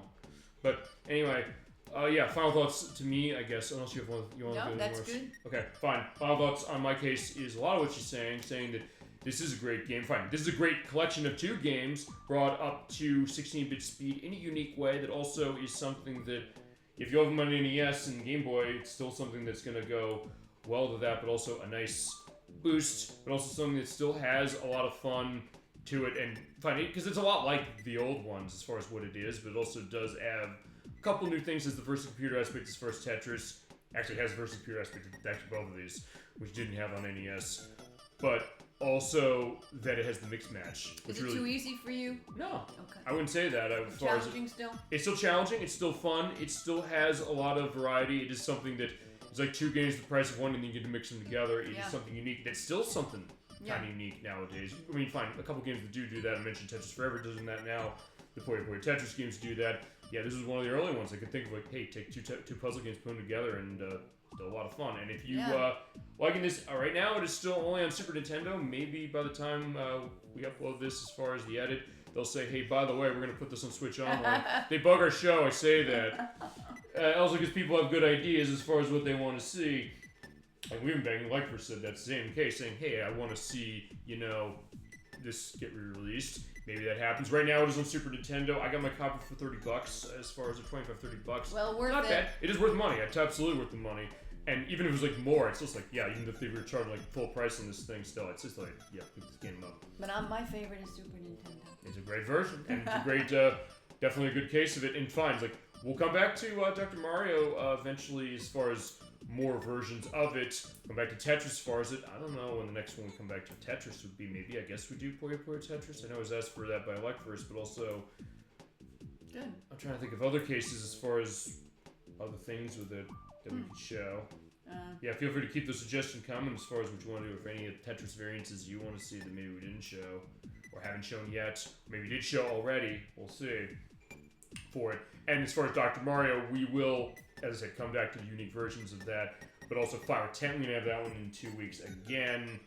Sort of, we're going to go on that. In fact, I think with that, I think we can talk schedule now. Sure. There's been some solidification as far as on the schedule, so I want to pull that out a little, because I do have some aspects on the line for that. Next week, I'm moving the show a little bit. I said it was going to be next Saturday at 7 p.m. Eastern Standard Time on the 28th. I'm moving up to the 27th. Is that good for you, Dolphin? Works for me. Okay. We are going to be, what is it? I was like, shit, why am I forgetting what we're doing? No, we're playing Shenmue. Right, we're finally starting Shenmue. How long have I been wanting to do that game? Since the start of the show, that's when, Dolphin, you experienced Shenmue, I'm assuming. You got a lucky break. Yeah, lucky hits. Lucky for the hit, second lucky game. hit, But fine, but that's going to be the second game, but we'll still have our aspects as all the stuff we're going to do. We're going to be joining Ryo Hazuki, an 18-year-old man in Yokosuka, Japan in 1986. His father was murdered by Landese. We're going to see, he mentioned the idea that, do you remember the name of the man you killed in Mancun? Like, wait a second, what's going on? And so this starts the adventure of Ryo going across to try and find the people who killed his father in this kind of adventure RPG-ish, lot of things, epic from Yu Suzuki of Sega. It is his AM2 team that made this. What year? 2000, actually. Oh, or 1999 for Japan. Actually, the 25th anniversary of the game's Japanese release is actually next Sunday. Was it a first in any way? Because for me, it was really seeing him walking around. I thought it was really an interesting game. It has been seen as something like that, because fine, nowadays we also have the Yakuza games, which are by Ryogo Gata Studios, who make those. It definitely has taken a lot of elements of Shenmue, and it looks like everything's good as far as this. For the tech, going back to that, but I mean, it is something that I know. I remember him. To go into this perspective when it comes to Yu Suzuki on this one, he made a lot of arcade games. We played a lot of them, like Outrun and Daytona USA and Hang On and things like that, and Space Harrier. The latter two are in Shenmue. I'll show them off. But he said, I want to kind of have a little more of a large-scale game. It started actually originally as a sort of RPG based in the Virtua Fighter franchise, starring Akira, one of the main characters of that game. It changed directions on what it was doing in multiple cases, and then it became the game that we know now, that, as mentioned, came out 25 years ago next Sunday. Oh my god. So if on Friday night, 7 p.m. Eastern Standard Time on December 27th, we're going to have part 1. The way that's going to go, we're playing on the Dreamcast. I do have the Dreamcast with me as far as the setup of that, and that's the version we're going to be playing for the full play. We're going to have a special case of that one, though, because we'll start part 1, we'll run about 5 hours, we'll do it probably 6 months as far as the game, which I think is about how long it's going to take to show everything I want to show on it. But I also, before we start playing, I have the official Dreamcast magazine demo disc. I don't know if I have the disc right on the person right now, but it had the video of Shenmue that they showed, which was my first time seeing what it was. I saw that video. At that moment, when it was over, I looked and I said, I need to play this game right now. That was one of those moments. I mean, usually it's the case when you got a demo, it's like, hey, you just want to play the demo of the game. I was like, who cares about watching a movie? It was like, fine, the game's coming. What is this thing? I saw it and I said, you're absolutely right. It's absolutely something that was definitely pushing forward as far as like open world games, a lot of open world cases, stuff we see today. Maybe owe some stuff to that one in the sense of finding it feasibly walking so other ones could run, but also the case that kind of having this open world, you can kind of go around, talk to people, follow them around their schedules. I saw that video, I said, it was incredible. In fact, I remember Inherent Knocked also, I showed him that video, my brother, he ran to my parents' room, he said, quote, you better be buying this game for him for Christmas. He did, and they did, which I do appreciate that. So, but point is that it's something that we talked about with Tetris and Dr. Mario. They did a game's drawing a crowd and it gets getting people kind of interested in them. I think that was the idea, and they kind of were influenced a lot of stuff with movies as far as it. So we're going to show that video, which was like 5 so minutes, and then we're going to start our play of the game. Oh, great. And Dolphin's going to be a part 1 for that specifically. I'm looking forward to doing that. It's a game that means a lot to me, so I'm definitely looking forward to showing that game all the love. We're going to go the full way, as one Terrell once said, that's going to be a boss play. It's like, yeah, I'm going to be doing everything I can to show it being a boss play. We start that next Friday at 7 p.m. Eastern Standard Time, so we're moving up to Friday. That's our last show of the year as far as 2024. Then in 2025, we're going to hit the ground running with our first show that's going to be on January 4th. This was a donation by Ultra94T. He gave me a copy of the Nintendo GameCube preview disc. This is a game this is a release that came out as like a demo disc that was sold at game stores in 2003-04. It has demos of a bunch of games on it, like Sonic Adventure D. I actually played the Dreamcast version, but it has the demo of that. Beautiful Joe, Splinter Cell, which I want to play for the show at some point. Billy Hatcher and the Giant Egg, which is from Sonic Team, and Soul Calibur 2, which I mentioned tonight. And some other stuff. It also has Game Boy Advance cable connectivity, which gives you downloads of demos of WarioWare, Mega Micro Games, and Dr. Mario. But I don't have a working Game Boy Advance on me. So what I decided to do is I have WarioWare on the Game Boy Advance. It's running this on the GameCube, and I have the GameCube, or the Game Boy player for that. As part of that, I'm going to toss in WarioWare, and I do have the Dr. Wario part of it, so I'll give a demo on that. So we're going to have a full look at this, and I got to thank Ultra94T for this thing. This was not a cheap disc. This goes for like $150 now. I asked him, please let me pay you for this. He's like, no, I just want to let you have this, because as far as this was, I have one already. I said, okay, I'll definitely, I said, we're going to do this for the show. I think we're going to do this. And I said, that's going to be our case really of that. Nice. Yeah. It's an interesting thing to look back as far as like mid-2000s gaming, and also show a couple games we have not shown on the show yet, and ones that definitely are very interesting. So we have that way. Then we're going to have another Friday show for Shenmue. Actually, Shenmue's going to be Fridays for a little bit. That's going to be on January 10th. That's going to be 7 p.m. Eastern Standard Time, going into part 2. Week after that, we're going back to Saturday for January 18th. I'm going back to Tamba. I put that off last 2 weeks ago.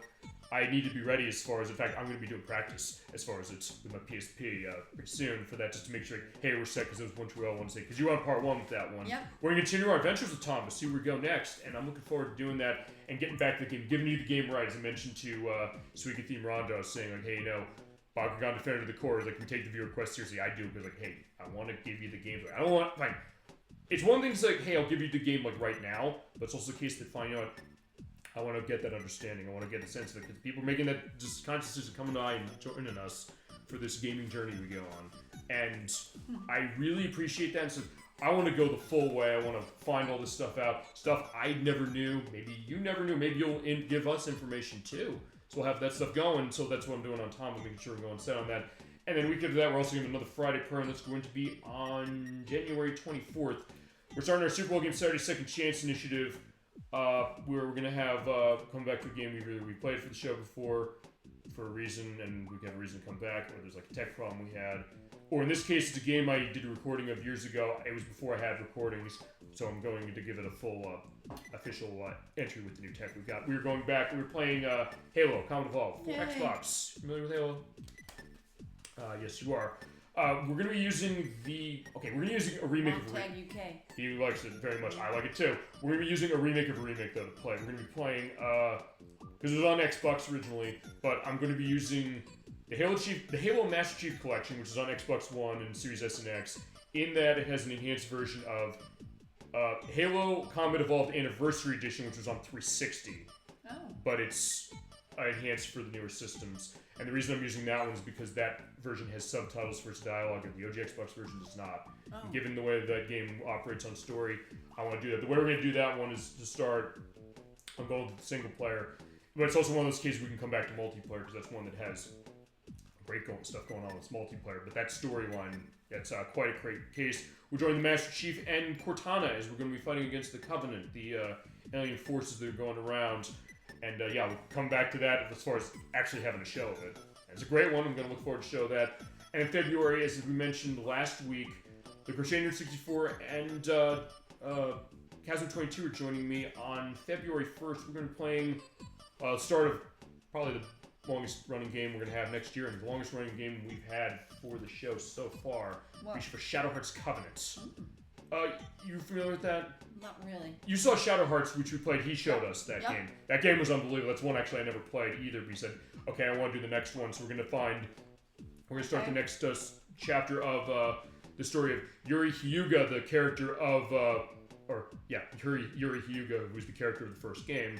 Oh yeah. Whereas now his story continues. What happened, of course, after he turned his head on the train, and right. as far as what is, I'm not. Fine, if you haven't seen the play, I'm not spoiling the game. No but as far as that.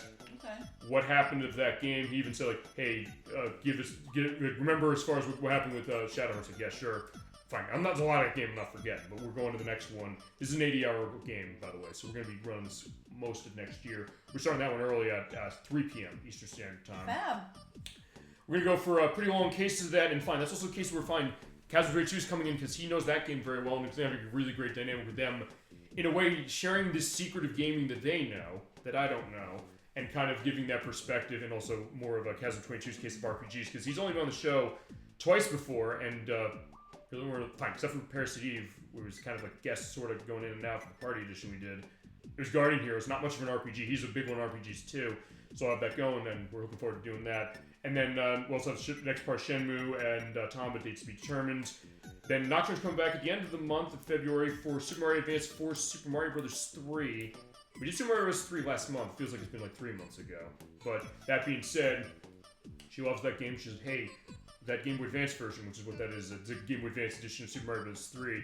They add e-reader levels, and the Switch version adds them in. You don't have to go through the rigmarole of finding the cards, getting the e-reader, getting the cable connected. So you're basically paying 8 times the price of the game, was $30 on the Game Boy Advance to get these levels. By the way, there's certain cards of those that are only in Japan, and by the way, the cartridge is not big enough to hold all of them onto it.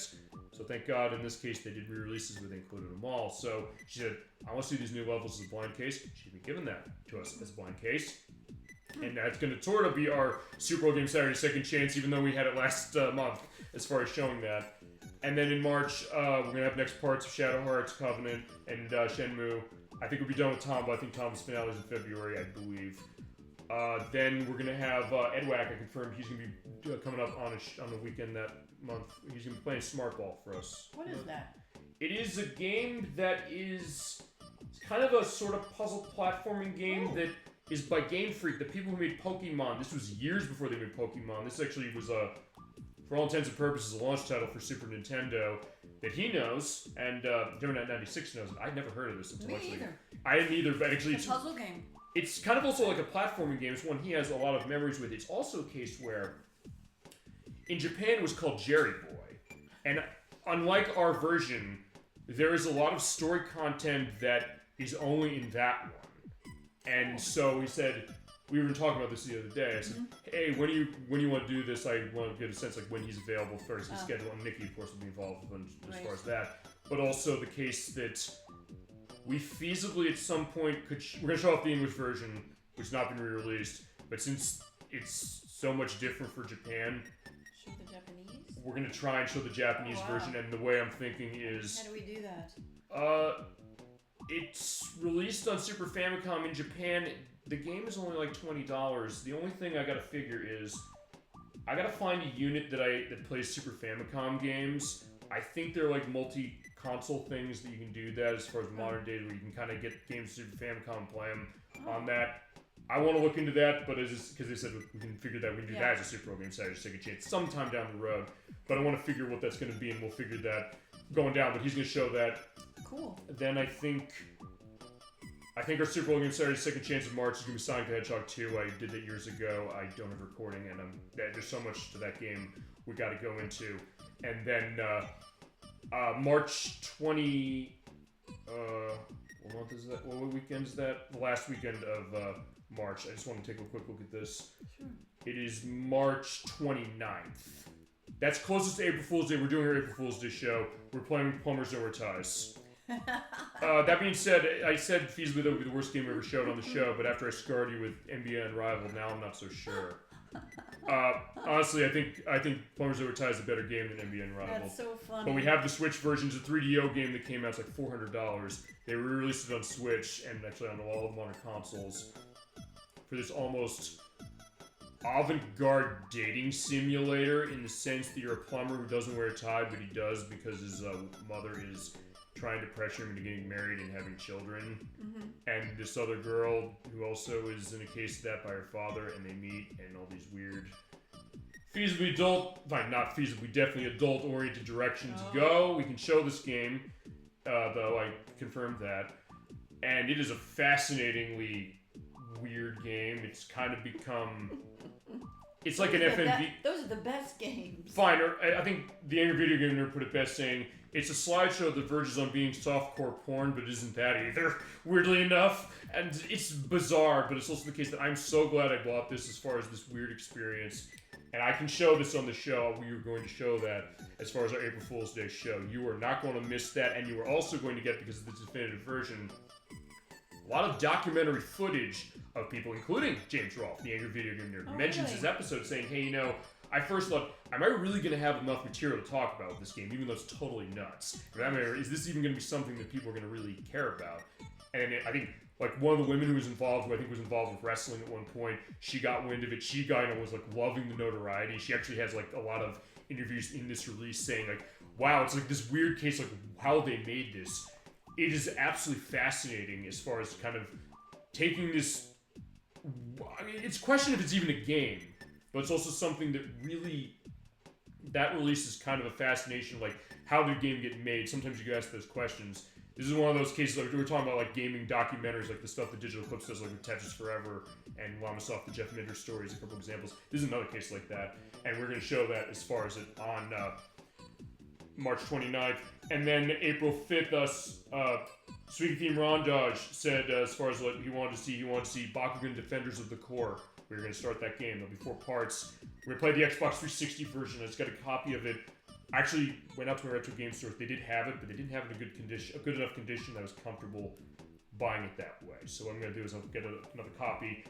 I get the sense of the scope, gave perspective of that. I appreciate that. We're going to have that game coming. We always get our viewer requests out to our audience. Then that month we're going to have the finale of Shenmue. We'll have another part of Shadow Hearts Covenant, and I think our Super Bowl Game Saturday Second Chance, I think, is going to be Res Infinite. We showed Res a couple years ago. I had audio problems, so I said, fine, we'll do it again, and I'm going to use Res Infinite, the PlayStation 5 edition, which has extra stuff. And that is an interesting game. Did you remember seeing Res, that one where you're going on the computer, like, doing the shooting? Yeah. As far as, like, the music thing? That game was awesome. I wish the recording turned out better on that one, but, like, we'll do it right. Can I ask you a question about playing a game? Yes. If you were to play a game on the Wii. Yes. And you're doing something like, say it was motion tennis control. or something. Yeah. Yeah. Would it show up on your television screen? You mean with us swinging the Wiimote? Yeah. We can, because here's the thing.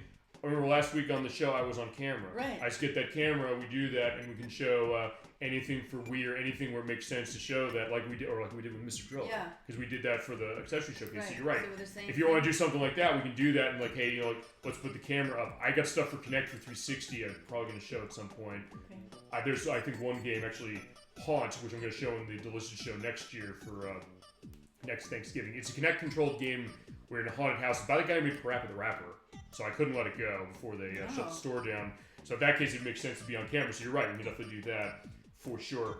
And then, we got other stuff coming in the year, but we'll have other stuff. We're going to feasibly figure out other things that people want to see. I think tweak it into something that Chasm 2 is going to be doing for us at some point. We've got a compilation program that's Select versus Request. You want to see Title Legends 2 for the PlayStation 2. We've got that coming in May. And many more things. And I've been able to get scope stuff. And of course, stuff for the Halloween block already set up for stuff specifically medieval. More Shadow Hearts Covenant. I'm thinking Mega Man 7. Probably Nocturne's joining me for that one. Castlevania Bloodlines we'll do on Halloween night. And I know you want to see Scooby-Doo Night of 100 Fragments for the PlayStation 2. I bought it. You're right. It's awesome. I'm going to scope it specifically, see how much we can get through that. And we can definitely do that one. And it was a good choice. That's going to be fun. Yeah, there's going to be a lot of stuff. A lot of good fun and a lot of stuff we'll have going on. And again, we can't thank you enough for joining us for the show and you're supporting us and just coming and hanging out. That's the idea, really, what it is. And Dogfan, once again, I thank you so much for joining us and also giving all your expertise and all your knowledge and all of your insights to Tetris and Dr. Mario and really to anything. Because in a lot of ways, I love that perspective that you give and that really anybody gives, and just kind of that different voice, and I like that you're willing to kind of share with us. Can we tell people about playing in the arcade today? Because sure, we can do that. Well, because and if they have an opportunity to play Space Invaders on that big screen. Yeah, there's a different case of Space Invaders. No. Like, I'm going to get the name right now as far as that new take. It's fine. All right. By the way, I will also make this announcement. First, I know you want to see Space Invaders on the PlayStation. We're doing it next year. I promise that. I promise that anyway. But as far as this new take on Space Invaders, fine. A newest take on this. There's it's called Space Invaders Frenzy. I'll picture what this is when I edit this. It's this insanely like vertical screen take on that, where it almost plays a little like Missile Command, where you have like turret guns like a rumbling seat, and you're kind of aiming as far as shooting everything. It's almost a little bit like Galaga Legion, since all these enemies are coming by. You shoot everything down. It's like neon colored and things like that. It's quite something. I don't know if there's a home port of that. I'd love to see if there is. Considering how many versions of Space Invaders have come home, maybe there is. But it was such fun because we both were playing and shooting at the same time. This big screen. I mean, it was a huge screen, and you have two seats next to each other, and you both have the. It was quite an immersive Space Invaders. If you ever get an opportunity at an arcade, we'll have a picture as far as that. You might see it as far as that, or you might see a Mario Kart Arcade GP, which you played, which hasn't got a home port. I'm surprised it hasn't still. And then like a light gun shooting take on elevator action that I didn't even know happened. Fine, we have another take on elevator action we're going to show in that Title Legends 2 collection. It's not that one. No. But it was, that was interesting. It's like, I didn't even know that existed. We were out and it was like, hey, I said, remember elevator action? I was like, oh yeah, I remember that weird thing. It's like, Lectors didn't like it, it's too slow. It is slow. Fine, not this one and not the next one.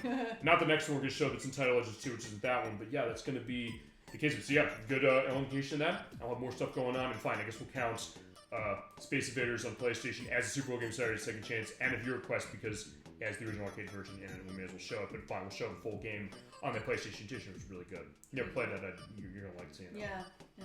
Another interesting take on the classic. Yeah. Like with Tetris and Dr. Mario, another case. That's right. All right, so with that, thank you so much, everybody, for watching Super Bowl Game Saturday. Thank you, Dolphin, for joining us. Thank you for having me and playing one of the games I really enjoyed. Yep, exactly. The idea, like, hey, we have the viewer requests and we have like the audience requests, all that stuff. You want to come in, you want to talk about stuff, play it, we'll do it. So I think with that, thank you so much for watching the show. Have a great holiday coming up as far as Christmas, Hanukkah. Well, Hanukkah's on Christmas this year, actually. As it turns out, Kwanzaa, Tet, Ramadan, everything you got. Have a wonderful holiday. Thank you so much for spending your time with us. Appreciate it so much. Have a great rest of your weekend. A great holiday week coming forward. We'll see you next Friday at 7 p.m. Eastern Standard Time on December 27th for part 1 of Shenmue for the Dreamcast and the Shenmue video to demo my first experience with it. Yay. Till then, keeping awesome. Have a wonderful night, everybody.